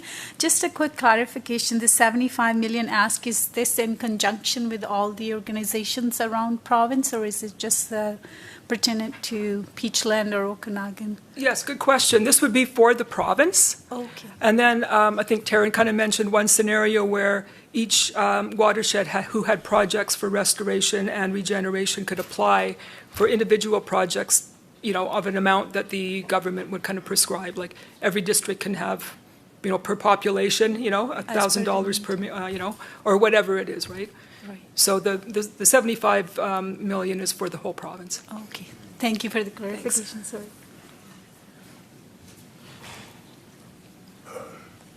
Thank you, Madam Chair. Just with specifics to your area, is there a specific project that you would be trying to get started? We have a few, actually. I guess one of the big priorities is to restore some of the clear-cut areas. Because of the dryness, because of the droughts, because of the past few years of weather, the commercial tree planting has not worked. And so I don't know how many thousands of tree seedlings that have been planted in some of these huge clear cuts are not growing. So that's a real issue, not only for the effects of runoff and water flowing over those big bare fields, but also for wildfires, because it's dry tinder and dry logs that are in there right now. And should a lightning strike in one of those areas, it just goes up, right? It's like throwing a match on paper. So that would be one of our first projects, as well as planting deciduous in those areas as well, because as you know, poplar trees don't tend to burn. And so given the fire season and the increase in predicted fires because of climate change, as well as clear-cut logging, we would like to get something planted there to protect our community in case of wildfires. Thank you. We may have time for one or two more questions. I don't bite. Ask me anything. Thanks very much, Alex. You know, I think it's Trepanier Creek, you know, the water supply that feeds Peachland there. And I know that the construction of the Coquihalla exposed some toxic area. Do you have any idea how much Ministry of Transportation and other ministries have invested in that protection of watershed already in that area? I don't think that issue has been addressed really, other than the mining company has beefed up the tailing pond dams there. I can ask Taryn, my colleague, if she... It's $14 million already to prevent acid rain. It's a natural runoff. When limestone gets exposed, the Coquihalla created rain. Okay, thank you. But there's also the other creek, right? Yeah. Peachland Creek is also part of the watershed, which right. Is kind of not really close to Trepanier. Water is important all throughout the Okanagan, and I know in the world. Yeah, no, but I meant that exposure was just, you know, it was shocking. Yes. Yeah. Yes. So. Well, it now looks like we're closing in on having to wrap this presentation up. But on behalf of the committee, Alex, I'd like to thank you for making a presentation. And I note that you started out by identifying yourself as an artist. And I want to tell you that you painted a picture for us of what the situation is here. Yes. I think your Winnipeg example was very powerful. Thank you so much for the picture you painted for us. Thank you.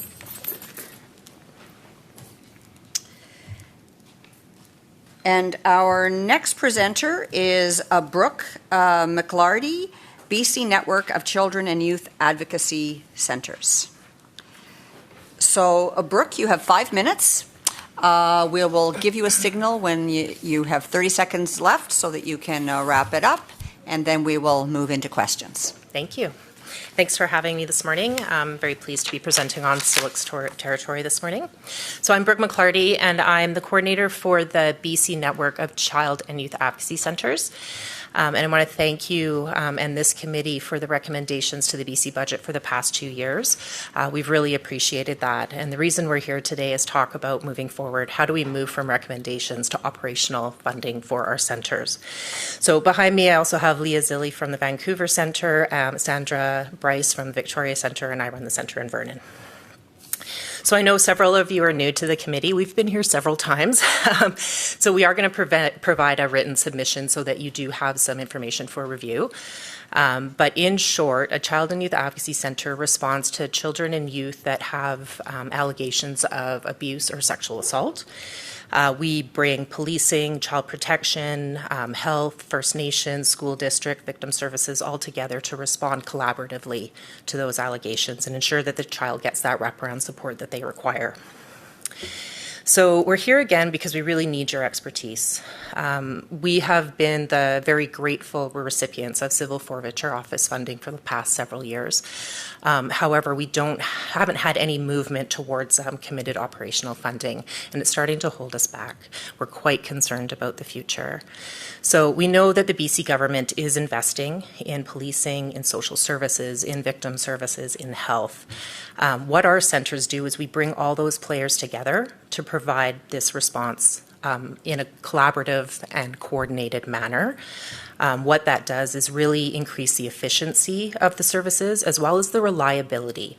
We know that each child that comes through our doors is receiving top-notch service, that they are not going to fall through the gaps, and that they're going to have much better long-term outcomes because they've come to us. So again, we're here to ask how we move forward. What our funding structure has been is that the federal government, through the Department of Justice, has provided seed funding for the centres. Most of our funding ended in March of this year. Because of the state of the world, they did extend our contracts for 2 further years. But in conversations with the feds, they are not interested in continuing to fund us operationally. They want to continue with the startup. They want to continue to develop centres across the country, but they want to move to project funding for the operational centers. So what we're looking for really is for the province to help us with that operational cost.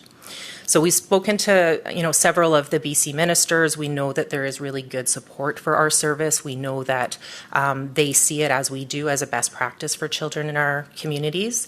And that's why we've continued to get the CFO funding, which has been great. But we're in this place where our model is at risk.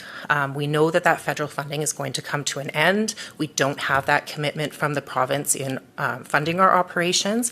And without that foundation, it's really difficult for us to continue to develop our service and ensure that we are providing that best practice for the kids that come to us with allegations of abuse and sexual assault.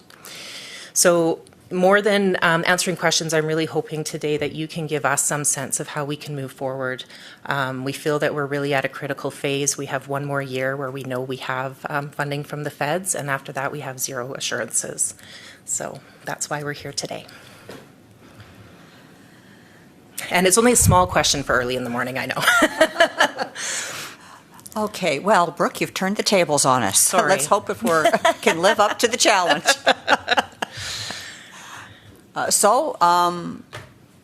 Greg.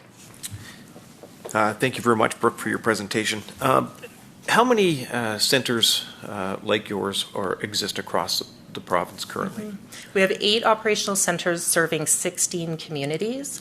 So one of the centers is in the West Kootenay boundary area, and they serve 8 communities themselves. And then we have them spread across the province in other areas as well.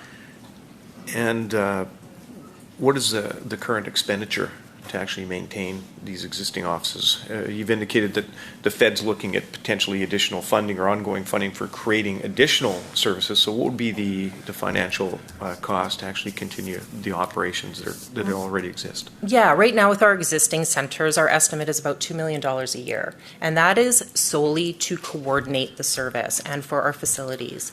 And that's across the province for what we have right now. Because policing and victim services and everything already exists in communities, we're bringing those services in. There's no additional cost to provide those. They're already funded. What we're looking to do is coordinate those services so kids are getting this nice collaborative response. Right, and you'd also indicated that you are accessing some funding from the civil forfeiture, but that's not guaranteed. Are you receiving that $2 million a year annually? No. We're not at that point yet, no. Okay, and so the shortfall is currently being covered by the feds, but that funding is the feds going and fundraising, yeah. Okay. Yeah. And fundraising, what percentage of your operating budget would be covered through fundraising? It'll be really different depending on the center. We have a few different models, but I'd say anywhere from 20 to 40% depending on the center. Thank you. Thank you. It's your group. Thank you, Brooke, and thanks for your services to our children and youth. I think I would like to know, like, how long have you been in operation, and also I would like to know if there is any request for proposal by the ministry to a program like yours, or if there's nothing at this point in time. Mm-hmm. So some of our centers have been in operation as long as 10 years. Others are developing as we go. So most are in the 5 to 6 years of operation at this point in time. So when you mean a proposal to the provincial government, yeah, so we've been working with the Ministry of Public Safety Solicitor General. We're also working on a social return of investment study that we'll be submitting to them. But yeah, they do have our proposal in their hands. So have you spoken to the Ministry of Children and Family? Yes. You have? Mm-hmm. Because to the best of what I understand is that your program lie into that ministry in the long run, in my view. So, so my suggestion to you will be that you have a kind of letter of intent, which defines what you're saying, what you provide, with a clear dollar figure as to how much it is, and to approach both the ministry. We as a committee, of course, can recommend this thing to the Minister of Finance, but that will be another route to follow. I really appreciate that. Thank you so much. Megan. Thank you, Madam Chair, and thank you for your presentation. I was wondering, Have you put in, or will you be putting in a written submission Yes, for we this? will, yes. Okay, great. Thank you so much. I think that's always helpful when you're looking for sort of the finance committee to provide some guidance. So yeah, absolutely, a written submission would be wonderful. Thank you. Put Yeah, that we'll in. have that in today. Thank you. Well, maybe I'll ask a question. And I'm sorry if it sounds like a loaded question, but this whole issue of operational funding for the work that you do, and I'm wondering if you have any thoughts about what that means.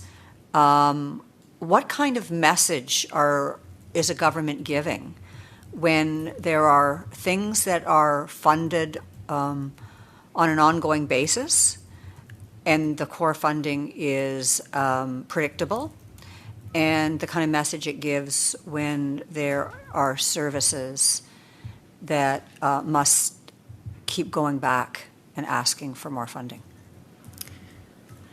So I'm not sure I'm clear on the question. So I know it's kind of. Does it tell you anything about the message we're giving you about how important your work is? Yes, of course it does, and thank you for the question. It's a really difficult thing to come here year after year and ask for this. We feel this is a critical service that should be available to every child in BC. At this point in time, they're community-led initiatives, and we really want to be able to expand to ensure that we're across every region of our province. But we're unable to do that without funding the centers that we have, and our network is unable to support that work until we know that everybody is going to be able to come along equally with us. So, yes, thank you for the question. Anything else? Well, maybe on that note, then I will wrap up this part of the presentation. Thank you so much for your presentation. Thank you so much for the very novel approach that you took. You got me thinking about times in my life when I've been involved in nonprofits that did not have core funding. And it got me thinking, and of course we thought these were vital services. They were vital services. And then it got me thinking about all of the staff time and board time that went into year after year making our case over and over again. I think in some cases it was 40% of our time to justify our existence. Yeah. And you talk about the work that you do for children and youth. You don't really have 40% of your time. They don't have 40% of your time. So thank you very much. We could do much better. So thank you very much. Thank you to all. Thank you.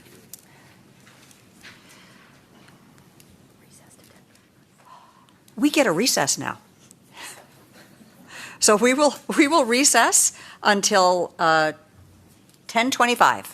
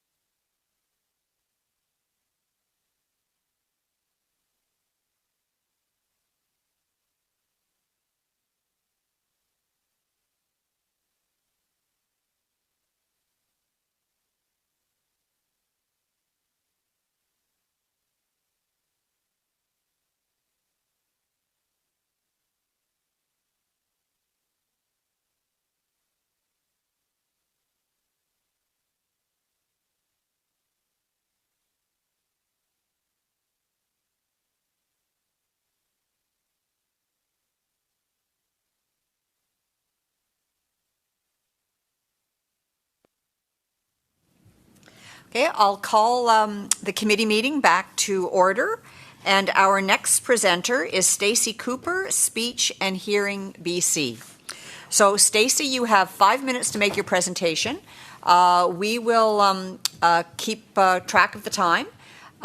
We will signal you when you have 30 seconds left so that you can start moving towards wrapping it up, followed immediately by 5 minutes of questions that you can answer.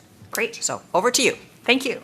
Thank you very much for the opportunity to appear before the committee today. So my name is Stacey Cooper. I'm the president of Speech and Hearing BC, and I'm a registered speech-language pathologist working here in Kelowna. Speech and Hearing BC is a not-for-profit professional association of over 1,200 speech-language pathologists and audiologists in BC. Our association works to represent all British Columbians and ensure that they have timely access to adequate care for their communication health. The key to effective support and treatment is access to care for everyone. There's an ongoing lack of adequate support in 4 key areas that's contributing to lower communication health outcomes. And I'd like to outline how our current provincial health funding is not meeting the needs of British Columbians and what actions this committee could recommend to address them. The first area is early childhood intervention. A conservative estimate indicates that at least 1 in 10 preschoolers need to see a speech-language pathologist for support in developing age-appropriate communication skills. The development of speech and language is linked to cognitive development, social skills, academic learning, self-regulation, which really are truly the building blocks of overall development. The recommended caseload for 1 full-time equivalent SLP is 25 to 40 children. However, our BC SLPs have consistently caseloads of 80 or more children, which creates long wait lists, which is growing with COVID since many programs have been reduced or closed altogether. Some children are going to miss the critical early intervention years and not begin to receive services until they enter kindergarten. To reach the recommended caseload sizes, BC would require over 550 full-time SLPs to address the estimated need, which is significantly more than the current 165 that are funded. The government should take steps to address the lack of adequate communication health services for children in our province by immediately adding an additional 175 FTE SLPs to early intervention. Next to address is our school-aged population. Research indicates that about 2 students in every classroom will experience a language disorder that's severe enough to negatively impact their academic success. Currently, there are not enough SLPs in BC schools to meet the needs of the many students. Additionally, there's an extremely large discrepancy in the ratio of SLPs and student population, with rural and remote and vulnerable communities being some of the most under-resourced communities, with 1 SLP to up to 3,000 students. Undertreated or untreated speech-language disorders have negative outcomes for children, such as academic failure, reading difficulties, mental health problems, and behavioral challenges. Without adequate funding, many cases go undetected, which is detrimental for many vulnerable populations. The government's being asked to urgently revisit and revise how school-based speech-language pathologists are funded in our province and consider implementing an adequate ratio of 1 FTE per 600 students. Next, we have hearing aid funding. We know that more than 10% of British Columbians experience some form of hearing loss, and less than 25% seek assistance, largely due to the prohibitive barriers such as cost. The prevalence of hearing loss increases for those aged 65, which really aligns with when most people are going on to a fixed pension income. Left untreated, hearing loss can lead to feelings of social isolation, depression, and can place persons at risk for greater mental, cognitive, and physical health issues. Currently, British Columbia is one of the few provinces in Canada with no comprehensive hearing aid funding. Hearing aids are not covered under MSP, and a recent CBC News investigation found that BC residents pay more out of pocket for hearing aids than the residents of nearly every other province. The government should ease the financial burden for individuals by developing a framework for funding support for hearing aids and assistive listening devices, with a particular focus on those with a lower income bracket. Finally, long-term care services for SLP. According to recent statistics from Speech, Language and Audiology Canada, British Columbians suffer from the second lowest number of speech-language pathologists per capita of all the provinces in Canada. The lack of adequate SLP services in the province is contributing to a significant gap in services for those in long-term care. SLPs in this province are vital to evaluating and treating individuals for speech, language, and swallowing disorders. These disorders are often a result of strokes, degenerative disease like Parkinson's and dementia, ALS, multiple sclerosis, as well as traumatic brain injury, just to name a few. Those with significant impairments often reside in long-term care facilities, which rarely have access to SLP services in BC. Unfortunately, the current MSP does not cover rehabilitation services, and this leads to many individuals who have communication or swallowing disorders having few options or treatments for care. The government should aim to bring British Columbia up to the national average of practicing speech-language pathologists per capita to ensure that people with communication swallowing difficulties have access to critically needed services.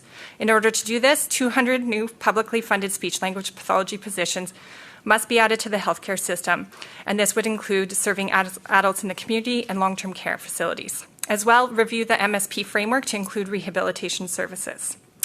Thank you very much for the opportunity to share about what the government can do to improve communication health outcomes for all British Columbians. Thank you, Stacey. And I'll now invite the committee to ask questions. Mike. Thank you, Chair, and thank you, Stacey.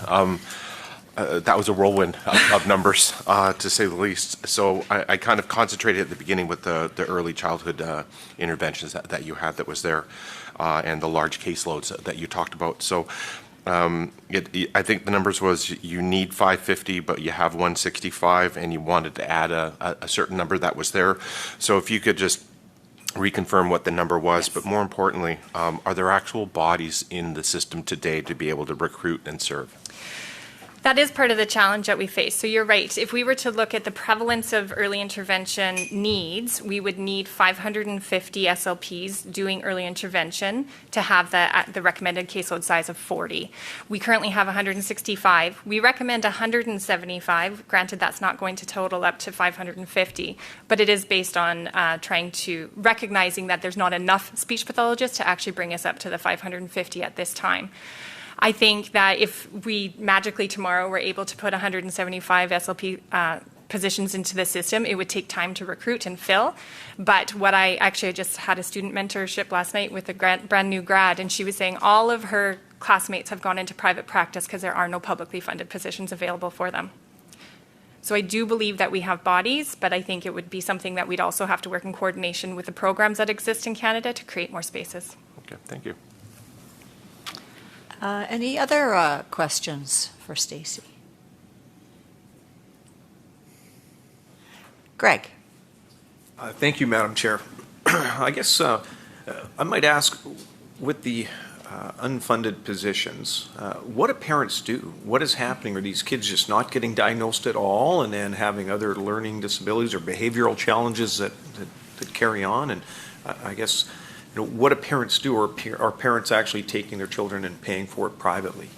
So those that can afford to do so do seek out private practice.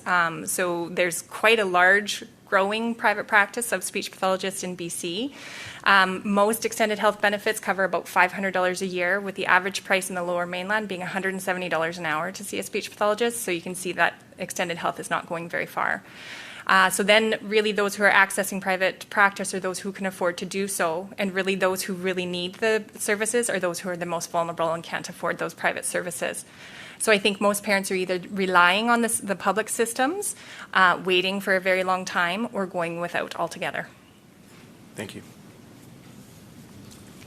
Any other questions for Stacey? Well, Stacey, I think you covered a lot in your presentation, and hence that's why there's not a lot of questions.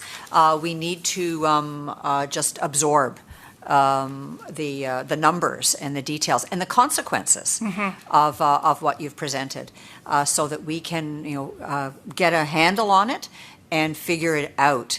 How best to incorporate it into our report.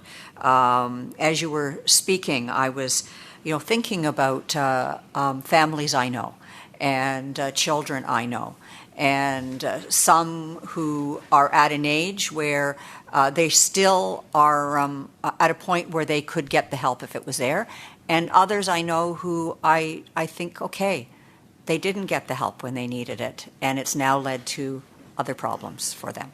So thank you so much for your presentation, and thank you so much for the work that you do. Thank you so much. And again, thank you for the opportunity to present.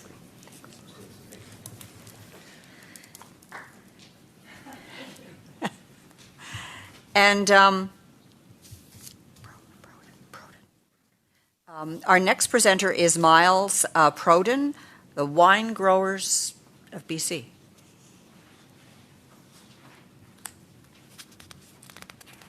Good morning, everyone. Good morning. I am Miles Proden. I'm President and CEO of Wine Growers British Columbia, formerly known as the BC Wine Institute. And it's my pleasure to present today to the committee, so thank you for the opportunity.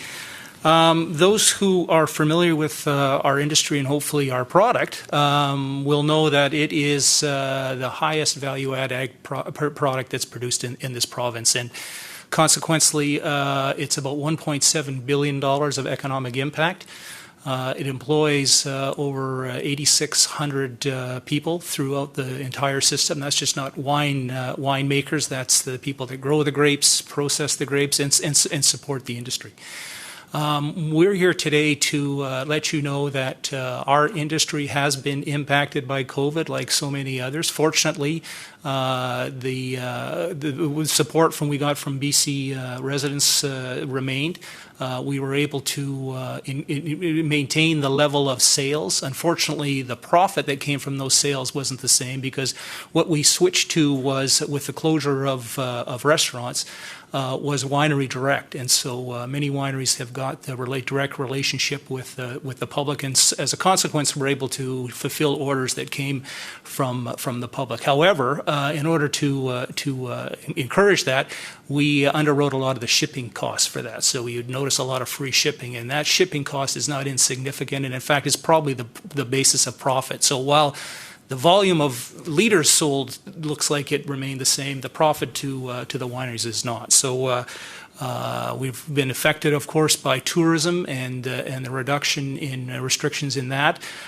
Some interesting consequences of that with the restriction of people that could come into the winery, and the limits of that was sort of a quantity-quality thing. We noticed that the quantity of people were down, but those that were coming were spending more time. Wineries shifted over to a reservation system where instead of having people come up to the tasting room and sort of get a glass or a sample and wander away, the invitation exercise allowed people to spend more time, and so those people were purchasing more wine. So I guess what that's telling us is a number of things, is the importance of tourism, number one.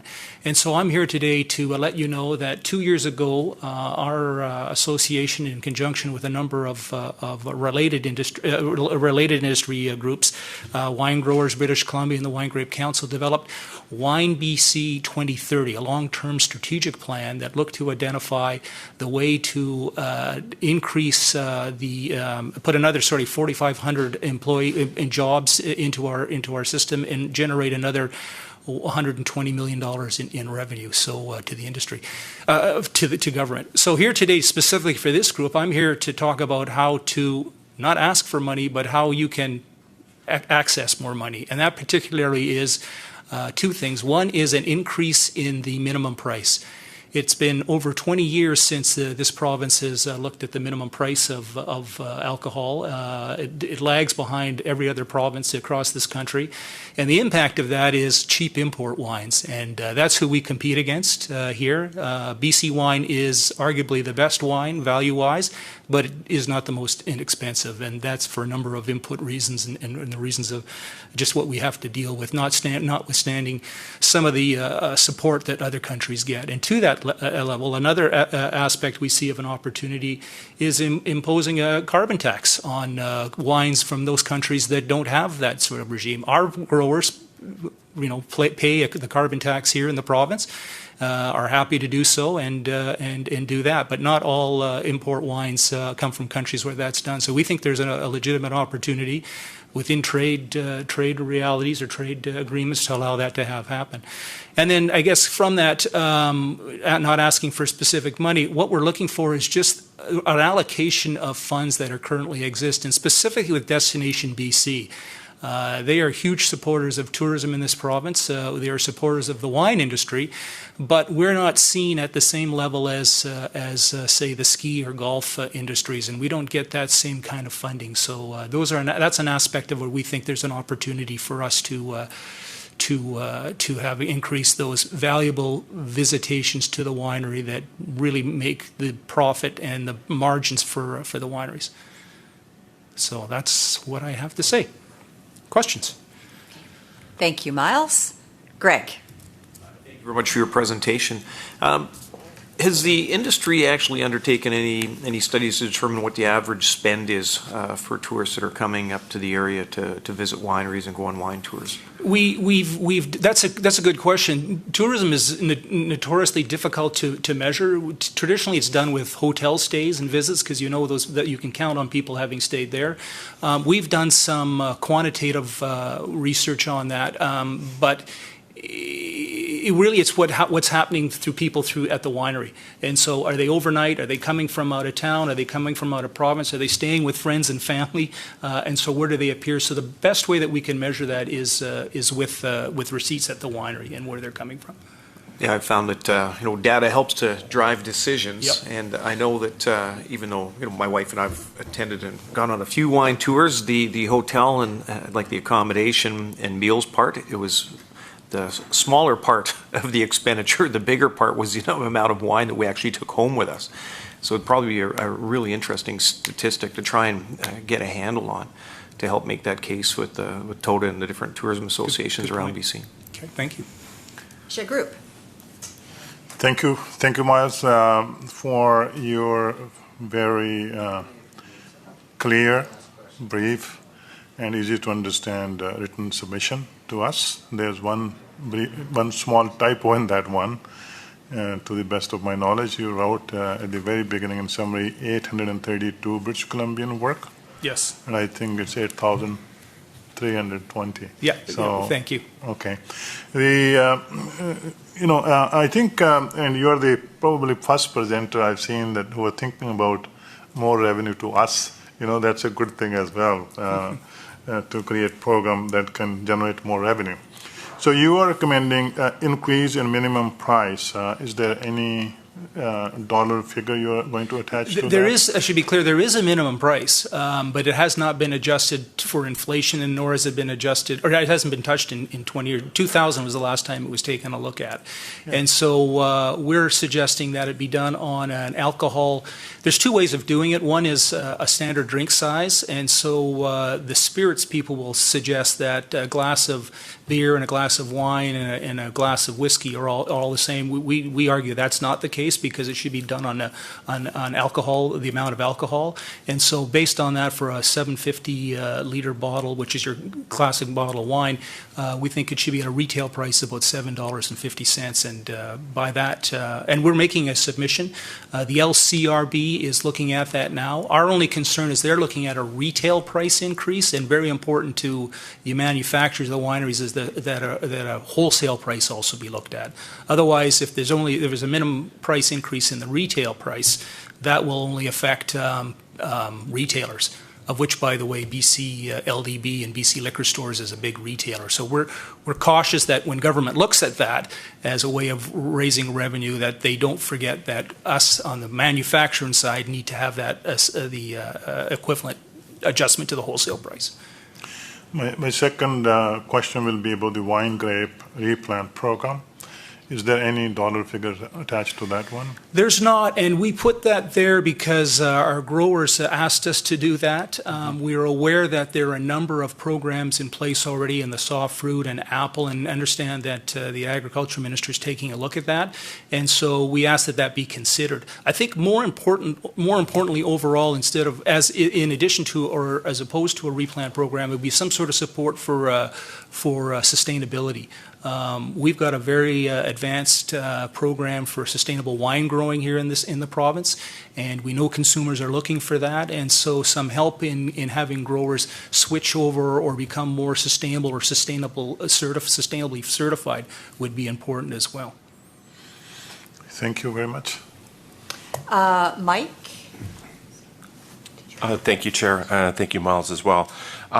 Can you just tell me what is it that you feel that Destination BC can actually do? Because you pointed it out, but I'm wondering what the actual ask is. It's to consider the wine and culinary tourism. We've developed a program and worked with Destination BC over the prior 3 years. There's been a 2-year. It's been on hold since COVID, but really that we be funded be funded as a key or a core leg of Tourism BC. Tourism BC divides up their activities into their main cores: golf, ski, of course, and then all other sectors are sort of lumped together into a sort of a sector bucket, if you will, in which we reside. We believe that we've got the resources to help support and co-fund and do the matching dollars if we were taking a look at the same level as, say, ski in this province. Great, thank you. Lauren, and that'll be the last question. Thank you, Chair. My question is about potentially the carbon tax and such that you suggested imposing on import wines. Now, I understand that there are minimum fees, et cetera, or minimum prices, but what does it look like? I mean, it doesn't seem like the playing field is exactly level there. So what does it look like for an import wine coming into this province? Are there any fees or charges levied against them? Oh, currently, there's certainly, there are for sure. The LDB is the first liquor distribution branch, is the first receipt of import wines, and so there are markups and the rest of it that they get. The problem is on the cost side of things. There are other countries and regions and areas around the world that are heavily subsidized by government, right? And that produce tremendous amounts of wine, and they look for opportunities to unload it, quite frankly. Canada is seen as one of the rising markets around the world. Our wine consumption is steadily increasing, and it's not that there's more wine being consumed, but there's less. It varies all the time between what alcohol is being available. But Canada's growth in wine is huge, and so these export markets target Canada and BC in particular, and so they come in heavily subsidized, and so one of the ways and one of the things that our industry contributes to is the carbon tax. So we think it would only be fair that those import wines have the same that don't have that already at home, have that applied to them, just making that playing field that much more equal. Right. And similarly with the minimum price, just to be clear, it's just that you can dump a lot of cheap wine into the market, and other provinces around this country have been really careful to make sure that not only increased regularity is actually tied to the inflation index, and so it goes up every year. You know, I should quickly point out as well, the input costs for our industry have not stopped by any stretch, right? I mean, the cost of land, as you all know, just being, residents in this province, the price of land, let alone agricultural land, input costs, labor costs, the minimum wage is increased, hit our industry as well, and so that increase in minimum price would be of a benefit. For everybody, not including social responsibility and health advocates who think similarly with us. Thank you. Well, Miles, we are over time, so I know that this is a topic that we all like to engage in. I want to thank you for your time, and thank you for your very clear, concise recommendations. And as you were speaking, I was reflecting on wine tours that I'd been on, and they're memorable, and they're great adventures, and I look forward to more wine tours right here in British Columbia. Excellent. Well, you're welcome anytime. And I would be remiss not to point out and remind everybody, because it's not just the Okanagan that has got wineries. They're literally throughout this province, and each of them have got a fabulous product. So, and hopefully continue, if not you're already enjoying it. So thank you very much. Thank you. Thanks. Our next presenter is Richard Lamoureux.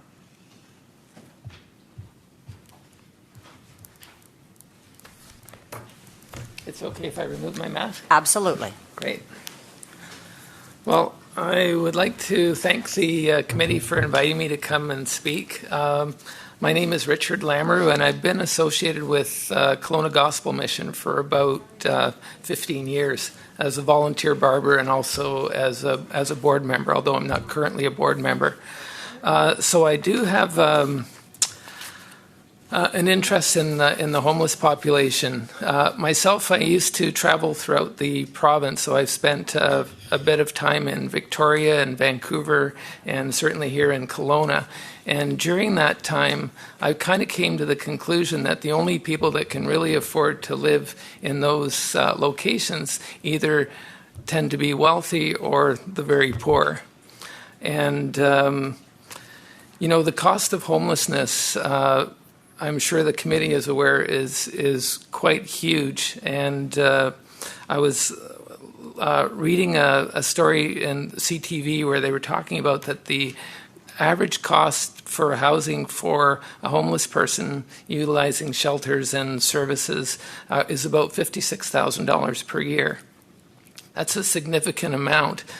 They also talked about one individual, her name was Sue, and she'd spent about 63 days in the hospital, another 196 days in shelter, and there were about 340 interactions with the police department. So the result of that in her particular case was about $170,000. I like the previous presenters' talk about saving money for the province, and certainly doing something about the homeless situation pays huge dividends in the bottom line, especially when you're looking at housing, the strain on the healthcare system, the cost of vandalism, boredom, insurance costs, violence, suicides, and overdoses. So the concept that I came up with was to have a community developed, a gated community where you would have a community center surrounded by 400 square foot houses. I have a contact who's with Lake Country Modular Homes, and we talked about the possibility of doing a prefab home that could be developed prior to and being put on the site, so basically utilizing slab construction, which would be the most cost-effective way of building small homes. The reason I went with small homes is smaller greenhouse footprint, so it's environmentally friendly. Building it around a community center of 2,500 to 3,000 square feet where you encourage community interaction. The other thing is I'm a pickleball player. I don't know if anybody else here is. But having pickleball courts next to that community center where you encourage interaction with the members of the community. Another thing that I was thinking about is the community center would have a commercial kitchen where you could have joint meals for those people who maybe lack the resources to be able to afford the groceries in the same way. It would also have facilities available where they could have classes and community support. Another thing that I think is important is to have that interaction with members where they can actually guide to a certain extent what their community looks like. If you have a supportive environment, your chance of success are going to be much greater. I met with Carmen Rempel, who's the executive director of Kelowna Gospel Mission, and I talked about who would be the potential residents for such a development. One of the things that she talked about is that there is a large number of seniors now who are now being put in the situation of being homeless. Those people are particularly vulnerable on the streets because they don't have the same ability to defend themselves. Also, they tend to be a much more stable population, so your chance of having a successful cooperative housing environment would be much greater. Later, if you ask me some questions, I can talk a little bit about some of the people in the community that are available to provide support and that would help encourage and make such a development successful. I think there's a huge opportunity. I believe that the province and the country as a whole is starting to look more closely at the homeless problem. It's huge, and there's certainly opportunity where the province through budgets could make a huge difference. So the tiny town community, I'd like to hope that it becomes a big helper in solving some of the issues. Thank you, Richard. I'm sure committee members have lots of questions to dig in deeper about your proposal. Group. Thank you, Richard, for your presentation and also your written submission, which is very simple and easy to understand. And I know you did probably single-handedly. There's nobody else involved in this, so I really appreciate your commitment to deal with this issue. The issue of homelessness is very close to my heart, and to be very frank, irrespective of which party is in power, it's hard for me to believe that we actually have homelessness in this province or in this country, one of the richest country in the universe. Having said that, we did make very ambitious promise to build 114,000 affordable housing, when we came in power. And but you are talking about specifically about the homeless population, and you're giving a very unique kind of proposal to us. So we did build some modular homes, but this is a different concept you're proposing here. I would just say one thing, and if you know, that will be actually a good start. We have a program called Housing Hub, and where a nonprofit or even a church can come forward with a concept like this, and that project can be funded or negotiated with the province and with the Ministry of Housing. Are you aware of that program? And if you are, that would be great. If you're not, we can certainly provide you information about that. Yeah, I'm not aware of that specific program. Couple of things is there's a number of people here in the community that would support such a program. I don't know if you're familiar with Dr. Lovington, who is at UBC in the engineering department. They've been doing a lot of research on co-housing. And they have basically expressed that if there was some interest on behalf of the province, that they would dedicate resources to helping, determine costs. Certainly a lot more detail than what I can present here today. Another person is Henry Bursnicki, who helped develop McKinley Beach. He would be a good resource person. Kelowna Gospel Mission would be a great resource in terms of knowing which people would have the greatest success about being able to move into that arena. One of the other things they suggested is people who are aging out of the foster care system. About 65% of those people are going to end up in the shelter at some point. So the senior population I was talking about and that population that's aging out of the foster care system would be very good synergy to have them come together because they would be able to support each other. So there's lots of opportunity. Certainly, another thing is land. Mark Miller, a fellow here in Kelowna, he has about 9 acres of land on Gordon. That's potentially, it's in the ALR at the moment, but potentially that location could be a good source of land. They have 9 acres.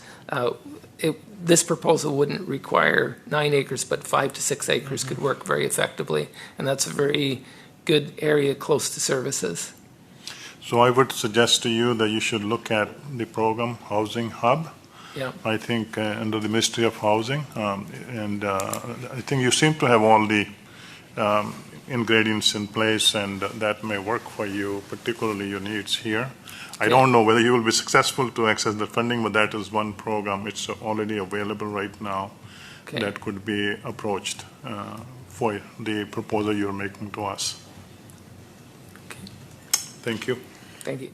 Well, we are actually quickly running out of time. On behalf of the committee, Richard, I'd really like to thank you for taking the time to come and present to us and to propose a novel solution to what is a problem that continues to plague and undermine our society.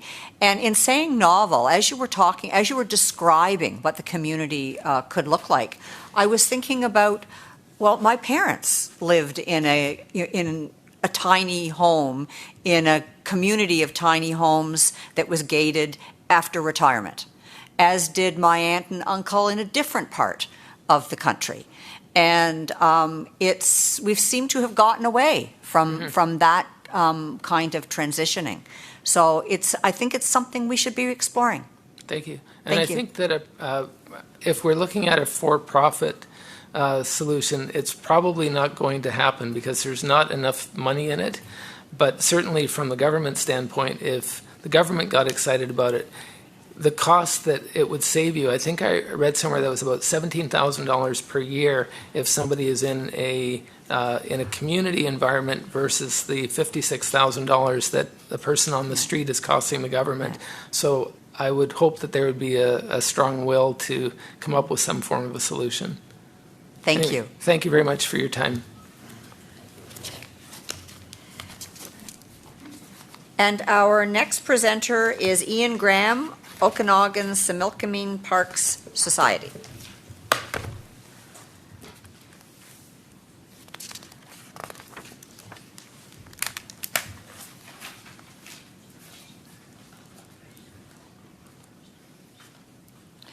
So Ian, you have 5 minutes. We'll be timing it.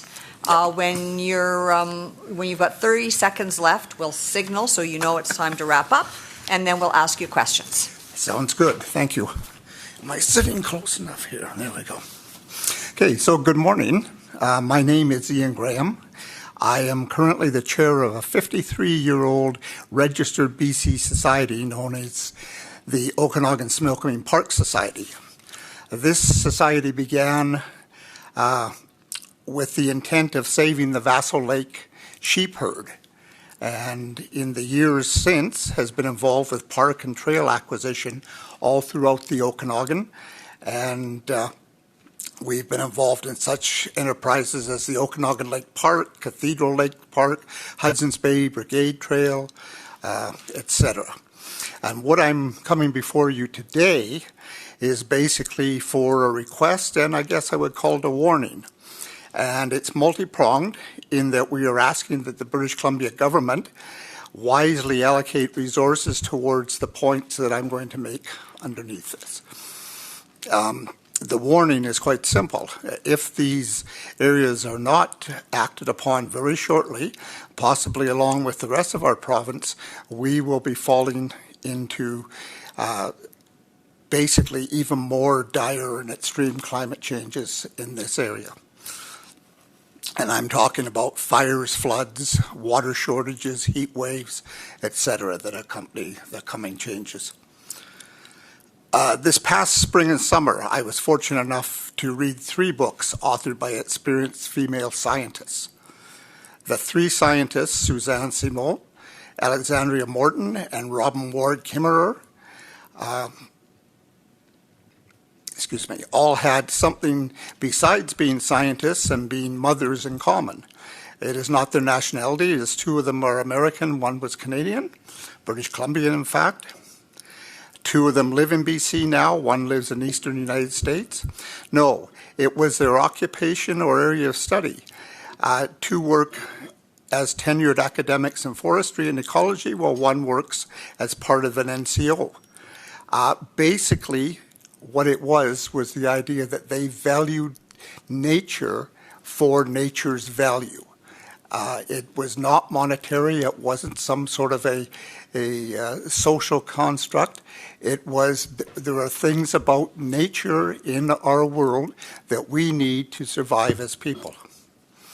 So, here's the crux. What does that mean to the OSPS?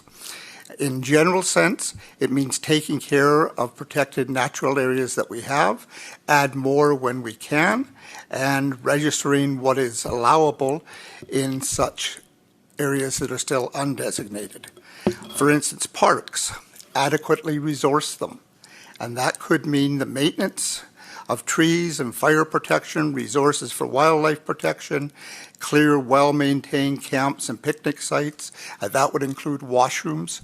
Currently here in the Okanagan, all through the about 7 months of the year, washrooms in our little parks are closed. Whereas when people are asked to go out and take part in them, suddenly those facilities are not there.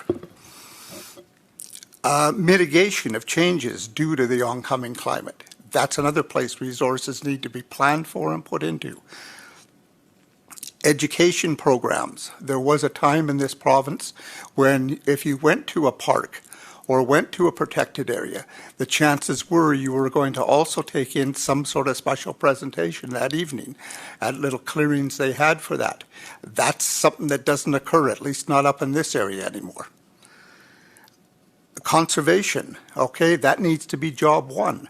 We need to take care of these places and add to them where we can.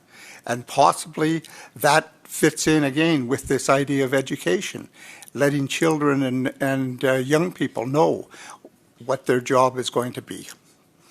Okay, additional resources for trails, sites, a variety of facilities, signage is another big one. Those resources have to be made available.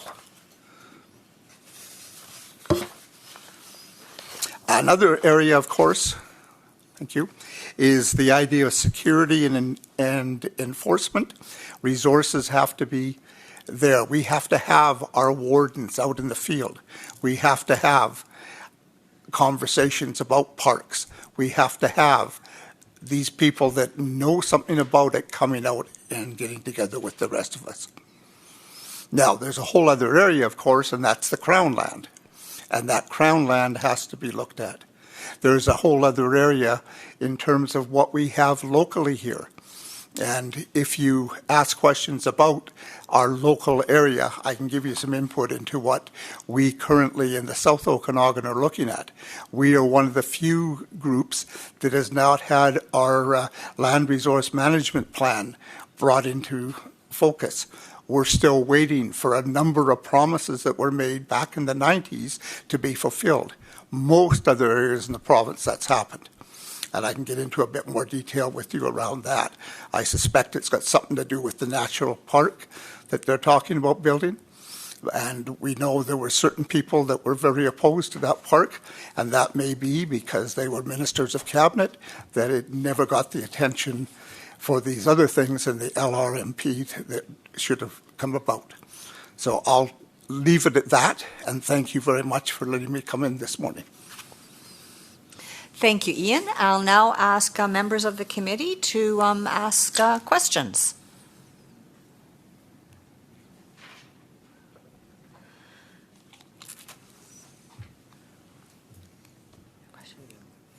Ben. Thanks, Ian. You make some good points, which we have heard in a number of other presentations about, I guess, the lack of support for resources in the park structure and stuff like that.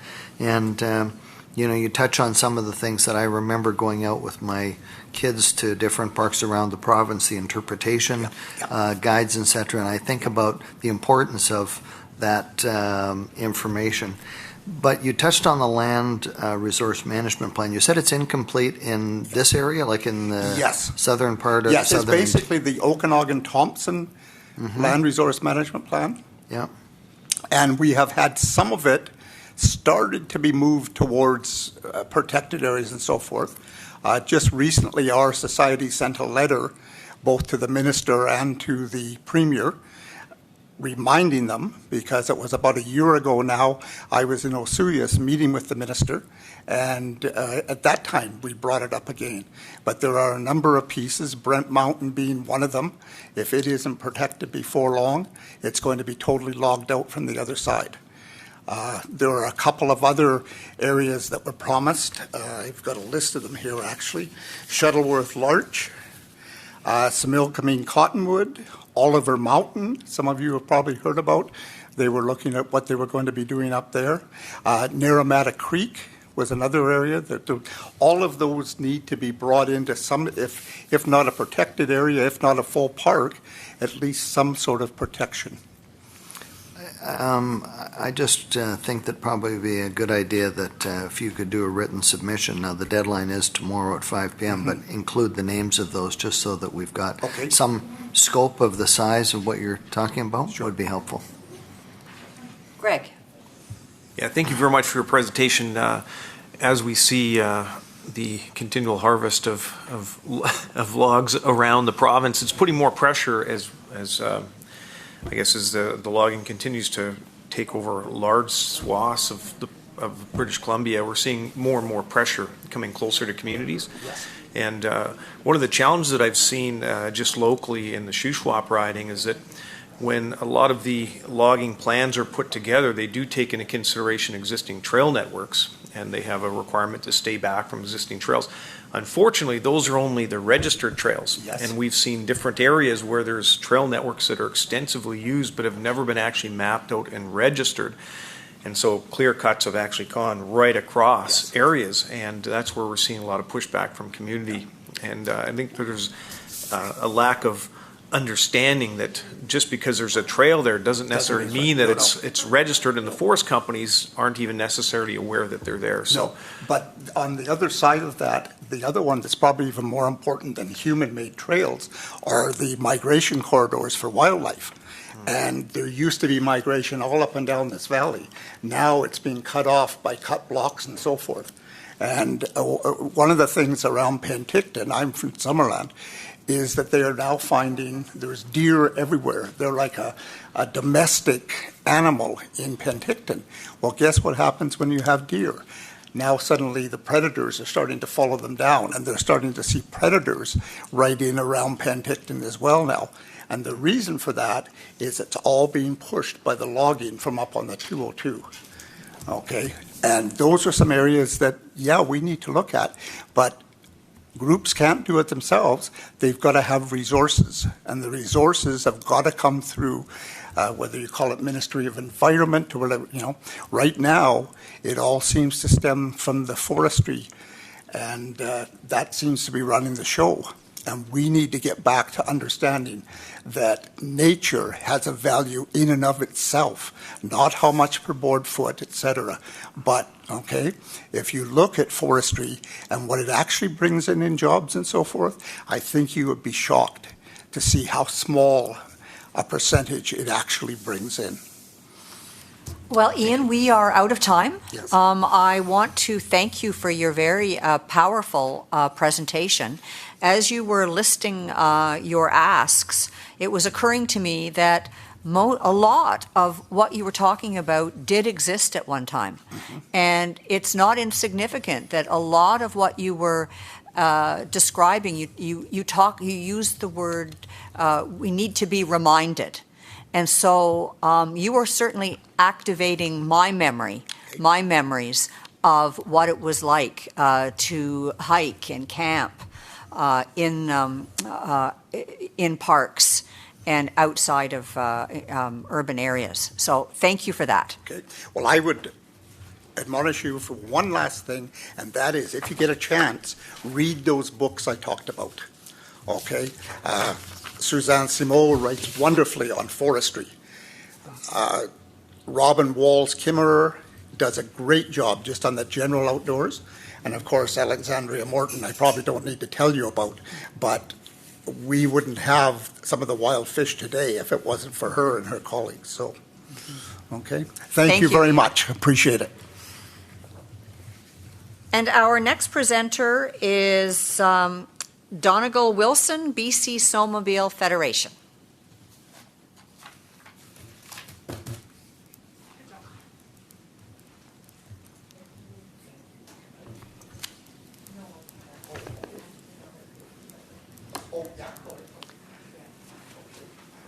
Hello. Hello. Okay.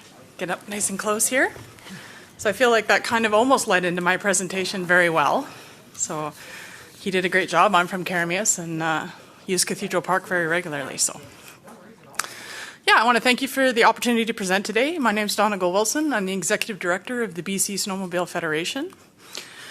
I'm going to start with today. This is my first presentation to the Finance Committee, and I have a very strong view on some of the things brought forward by Mr. Kylo around recreation trails and their protection. I'm not here today to speak of that. I'm focused on finance today, but I would love to talk more about that. Yeah, I've circulated a written submission already about our asks. The first being is to increase the operational budget of recreation sites and trails to $20 million each year. And the second is to establish a recreation infrastructure fund with an annual investment of $5 million. A little bit about our sector. We're not a small, unorganized sector. The BC Snowmobile Federation itself is a 56-year-old organization. Many of our clubs are older than us. We currently represent 61 snowmobile clubs, 8,500 members, and 43,000 snowmobilers in BC. According to our economic impact, we currently, in 2018, was $299 million to the economy of BC. That's in rural communities in the winter months. We employ 4,272 people each year, and we also represent almost $22 million in tax revenue to the various levels of government. We have entire towns in the winter that depend on our clubs opening for business. And the reality is, what's unique about our business is that our clubs are all nonprofit associations run by community volunteers in local communities across BC. I would hazard a guess that we were one of the first and still one of the few organizations that have implemented a user pay fee structure. So our snowmobile people that use the trails are paying to use the trails. That allows us to be financially secure, our trails sustainable, and we're able to continually invest in growing our sport across BC. We look forward to continuing to partner with Destination BC in opportunities to make snowmobiling in BC the #1 in the world. It already is, we just need to let people know. The infrastructure that we build is built on Crown land through our partnership with Recreation Sites and Trails BC. So I'm not here today asking for money for my clubs. We're pretty much sustainable. Obviously, we could use more, but I'm here looking for our partner, Recreation Sites and Trails, to be able to grow with us. Currently, we need a partner within government that wants to help us to grow the snowmobile sector in a way that aligns with our values as an organization. While I believe that RSTBC was designed to be that partner, the reality today is they do not have the capacity to lead, and therefore continually manage down. And I don't know if that is a term used within government, but it is used within our sector. And what that means is the government is due to low staffing levels and stagnant budgets.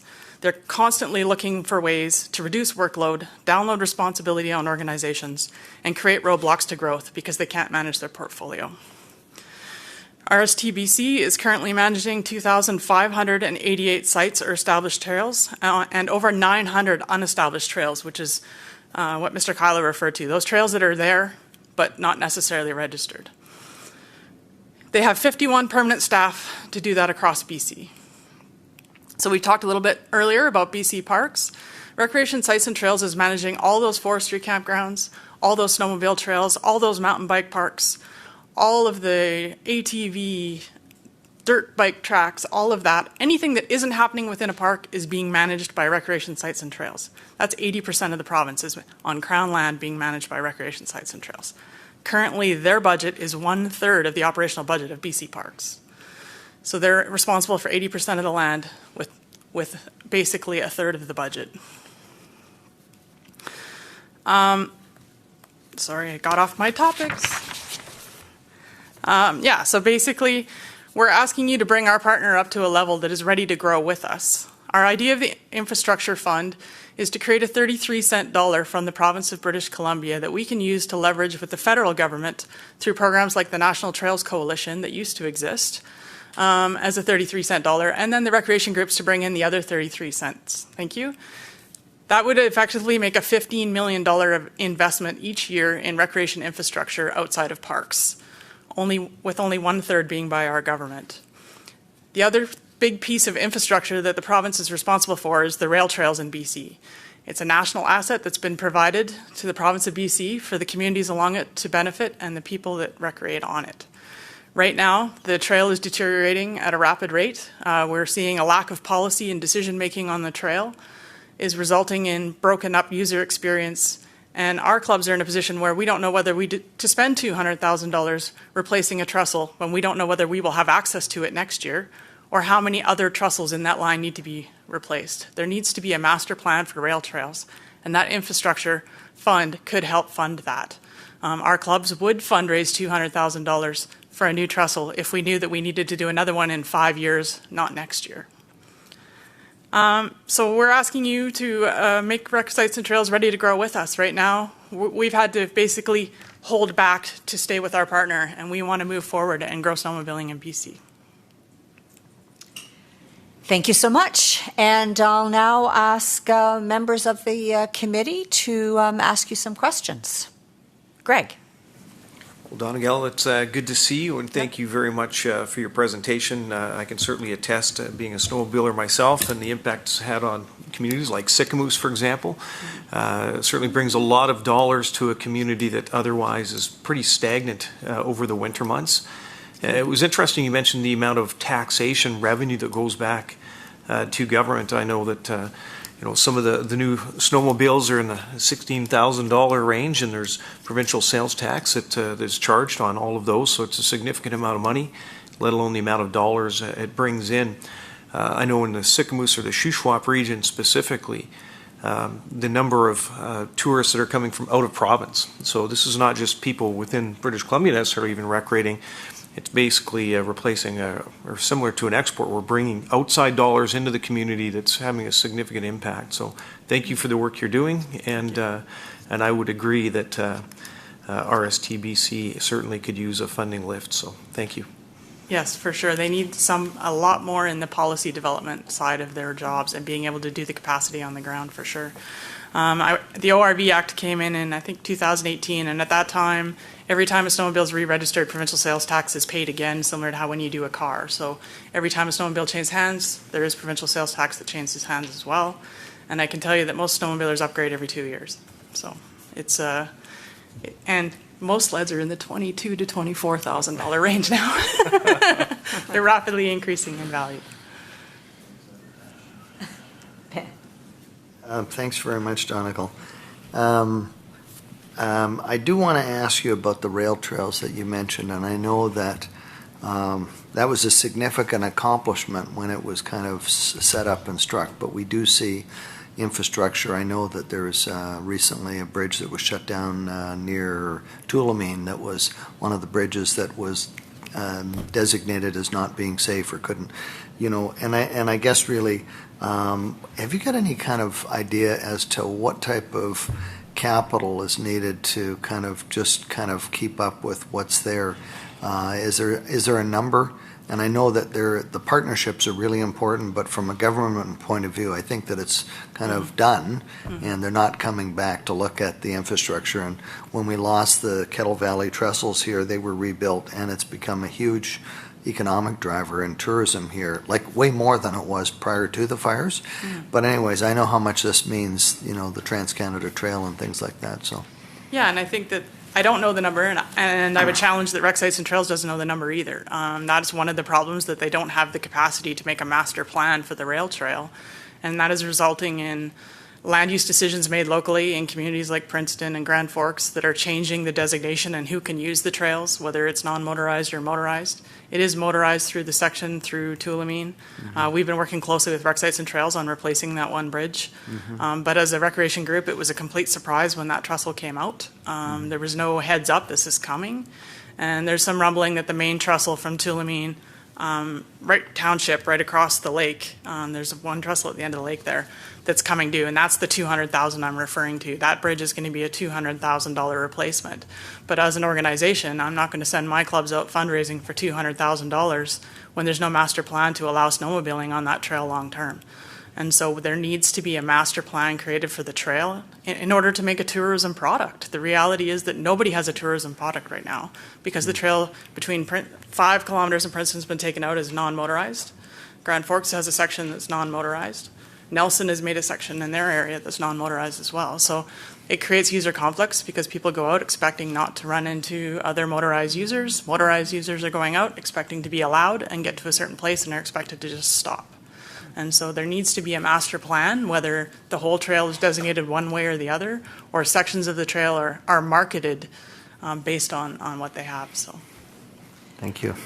Well, Donegal, we're out of time. I'm on behalf of the committee. I want to thank you for your presentation. I, for one, really enjoyed it. I learned a lot. You gave us some insight into snowmobiling and what the challenges are. I guess I also want to say, I wrote down managing down. And it is not a term I've heard before, but as soon as you said it, I knew exactly what you meant. Mm-hmm. And I'm going to incorporate that into my vocabulary because it really matters. Yeah, we have a sector that's managing up and a partner that's Yes. managing down. Yes. And right now we're at odds with them when we are Yeah. longstanding partners that have been investing strategically across the province. We have 189 sites in the province that we manage as effective partners. So we need them to manage up. Right. Thank you. Thank you very much.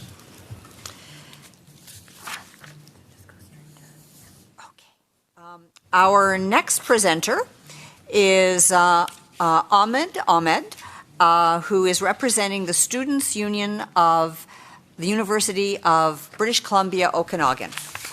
So Ahmed, you have 5 minutes. We will signal you when you have 30 seconds left so you know it's time to wrap up, and then we'll ask you some questions. Okay, perfect. Can I take my mask down? Yes, you can. Okay, hello. My name is Ahmed Ahmed. I'm the VP External for the Student Union at UBCO. And I would like to thank you for, this is our third time talking here, and we know how effective this could be, so I would like to thank you for inviting us. So the Student Union of UBC, it's a non-profit organization. We represent 11,000 students, undergrad and graduate students. And we serve as a medium of communication between students and the provincial and federal government. The SEO would like to thank the Select Standing Committee on Finance and Government Services for its recommendation in the report of the Budget 2021 consultation. We recognize that the committee has made a significant effort to help the students' recommendations that are reflective of solutions that we stand for, specifically on the investment in housing. We've seen 2 new buildings in our campus, housing campus. And also the investments in open education resources. Those are discussions we brought forward in previous years, and we've seen great achievements in the last year. And we have 3 recommendations today. The first one will be in, do you have access to the presentation we sent? Okay. So the first one will be the student financial assistance. And the second one I will talk about will be the institutional fees and funding. And the third one will be about international students. So when we're talking about student financial assistance, we recommend that we boost the funding of the BC Access Grant to increase the non-repayable student financial assistance for those who cannot serve for school due to work shortages in spring or summer. We're very thankful, first of all, of the BC grant. It made a lot of students' life easier. But also, we see that the BC Access Grant, we recommend that the BC Access Grant provide like 100 million in financial aid annually in order to increase access to post-secondary education and skills training. Because despite the investments that have been already made, we've seen like in cities like Kelowna, the housing have increased 30% over the last summer, which in a way we're having the grant, but in another way the cost of living is also getting higher and higher due also to COVID. And we've seen early in the summer like a housing crisis in Kelowna where a lot of students weren't affording to pay for housing. And I've seen that personally. A lot of students reach out to us. It makes students to just accept worse student housing, which affects our mental health. So if a student was living alone, he had now to live with 3 other people. If he was living with 3 other people, for me, for example, I didn't find any place for the amount of rent I was paying. I got a place without a kitchen. So this affects my everyday life. And the second thing we'll talk about is institutional fees and funding. We recommend that we do a full review of funding in advanced education and skills training sector to be conducted to determine gaps in government funding, in particular for regional colleges and universities. And we also recommend that the government freeze tuition fees and develop a plan to reduce tuition fees at public institutions to lessen the financial burden on students and their families. And that the government establish the tuition fees limit policy to ensure that institutions are not increasing fees beyond the limits in the form of new and packaged programs. This will benefit this will benefit a lot of more students, and as we see that between 2000 and 2016, the proportion of provincial funding to post-secondary institutions have decreased by 24%. And this had made the universities to make the difference by making the difference by increasing international student fees. So if the government decreased the fund, as we've seen over the years, to institutions, the institutions take those funds automatically from international students. So it will increase another burden of other sector of students. Tuition fees revenues are now estimated to be 51% of BC post-secondary operational budget. 60% of those fees are from international students. And this will take me to my third point today, which is a cap on the tuition fees for international students. If we have a cap on the fees for international students will have predictions on how much will the fees be over the years. So we will have more international students applying for universities, and international students doesn't just contribute to the institution finances, but also to the BC economy. So our recommendation is that tuition fee limit policies amended to add a cap on fee increases for international students to create fairness and consistency and predictability to international student fees. Thank you. Thank you, Ahmed. I'll now invite members of the committee to ask you questions.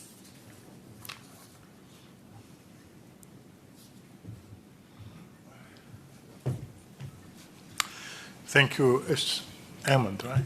Thank you, Ahmed, for your presentation and also written submission to us, which is pretty simple to understand. I just would like to clarify one issue. You are recommending, on one hand, you're saying we should freeze tuition fee for international students, and then you're saying the tuition fee limit policy is amended to add a cap on fee increase. So are you asking to put a cap on the fee increase or freeze the fee increase for international students? No, we're asking to add a cap. So increases are monitored, or to have, right now I know that there isn't a cap on increase in international students. So whenever a university feels like they're in shortage financially, they go to increase the tuition for international students to make that difference, to fill in the gaps. So so tuition fees have been increasing exponentially over the past 10 years.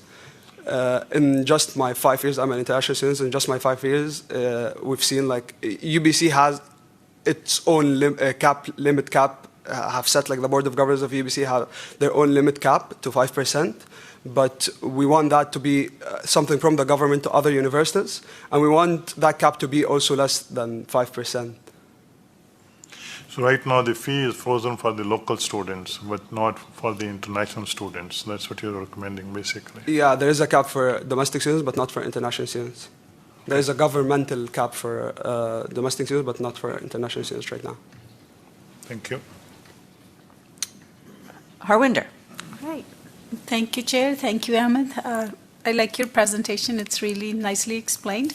Just when you talk about, we heard a lot of presentations and even international student fee gouging, the institutions over the period of our presentations we're hearing. You talk about limit a policy to put the cap on international students' fee in hopes of more international students applying to our institutions. A question came to my mind that what would be the seating capacity then? Would we have available seats to offer to more students who will apply? Because I understand that given the funding and how the formula works, institutions are trying to fill in the gaps or generate revenue from international students, and which is unfair fee gouging is also happening across the province. So are there empty seats right now that students are not applying because of the unpredictability in fee structure?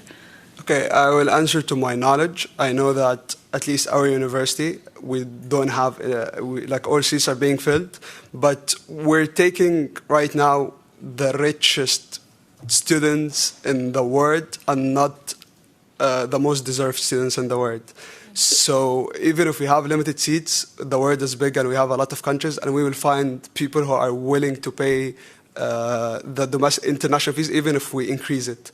But from my point of view, it's not a good way to, like, because I guess you understand what I mean. We'll be just getting like students who have more money. Thank you. Yeah, it does highlight the inequality and unfairness and discrimination among the most deserving, but they don't have the funds. So thank you for highlighting that. Greg. Thank you very much for your presentation. A question comes to mind with international students. How does the post-secondary cost of education in British Columbia, how does that compare to different United States, for example, or other countries around the world? Because obviously if it's international students, just wondering how BC stacks up with respect to other university programs that might be competing for those international students. So I applied for universities back in USA, Europe, and Canada. So I have like a bit of knowledge. So it depends on the university. UBC is a world-class university, so it's like tuition fees are average, I would say high average of world-class universities, but the cost of living in BC is one of the highest in the world for students.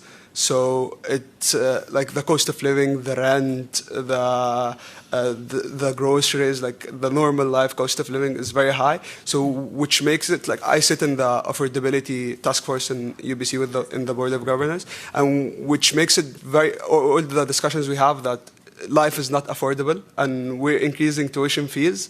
So when we increase also tuition fees, this is another burden which makes life more not affordable. Okay. I'm assuming that universities that are competing for international students, they must be keeping fairly close tabs on how their cost competitive nature is with other jurisdictions.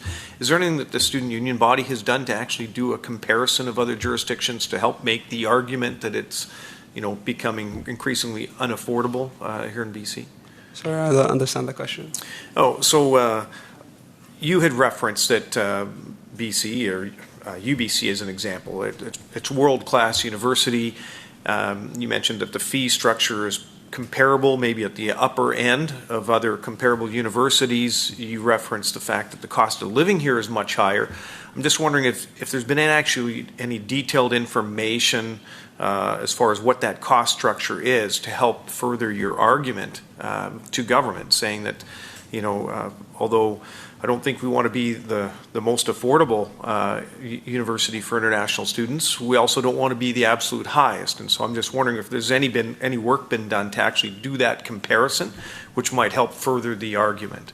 Yeah, so the task force I'm sitting on, this is what we're doing. We're just comparing, and we're working on the reports, which I will be very happy to send it to you. And we also have surveys and reports right now comparing our universities with the others and the cost of living. And I would be more than happy to send you all the documents we have that further supports our argument. Okay, well, thank you very much. One more question. So thank you, Ahmed, and I appreciate the challenges that university students have making ends meet.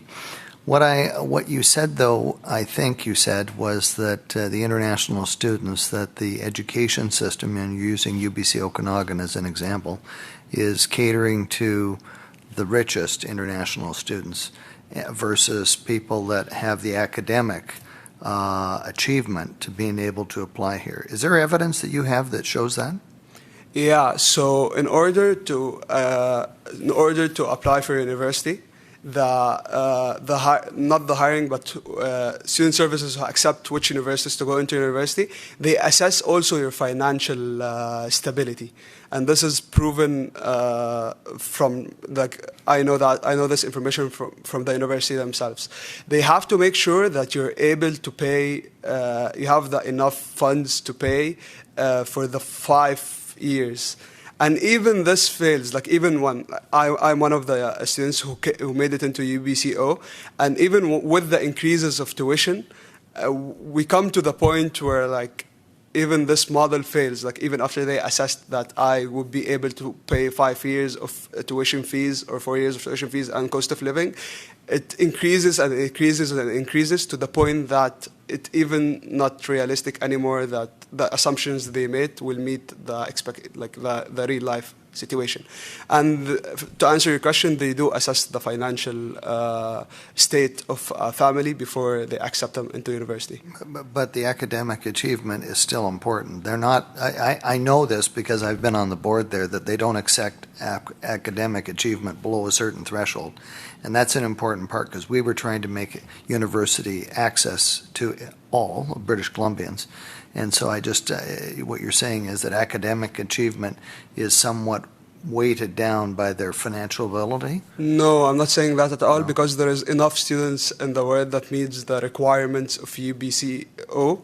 And then after students meet the academic requirements, we differentiate them by financial state. Yeah.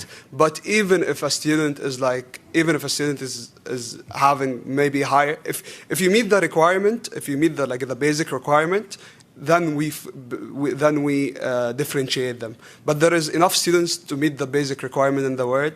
The basic requirement is something very outstanding. So we might find students with higher academic achievement not getting into the university because their financial state is lower than another student who also have a higher, maybe lower academic achievement. Okay, thank you. Thank you. Well, we are somewhat over time, but it was a very interesting discussion, Ahmed, and thank you for engaging with us. And I guess I would just wrap it up by, as you were, we talked a lot about international students, and I want you to know that I, for one, have read the recent Norwell article that kind of takes the lid off of what's going on that front, and I was deeply moved by what I read, and I would hope that other members of the committee could I'll make access to that article.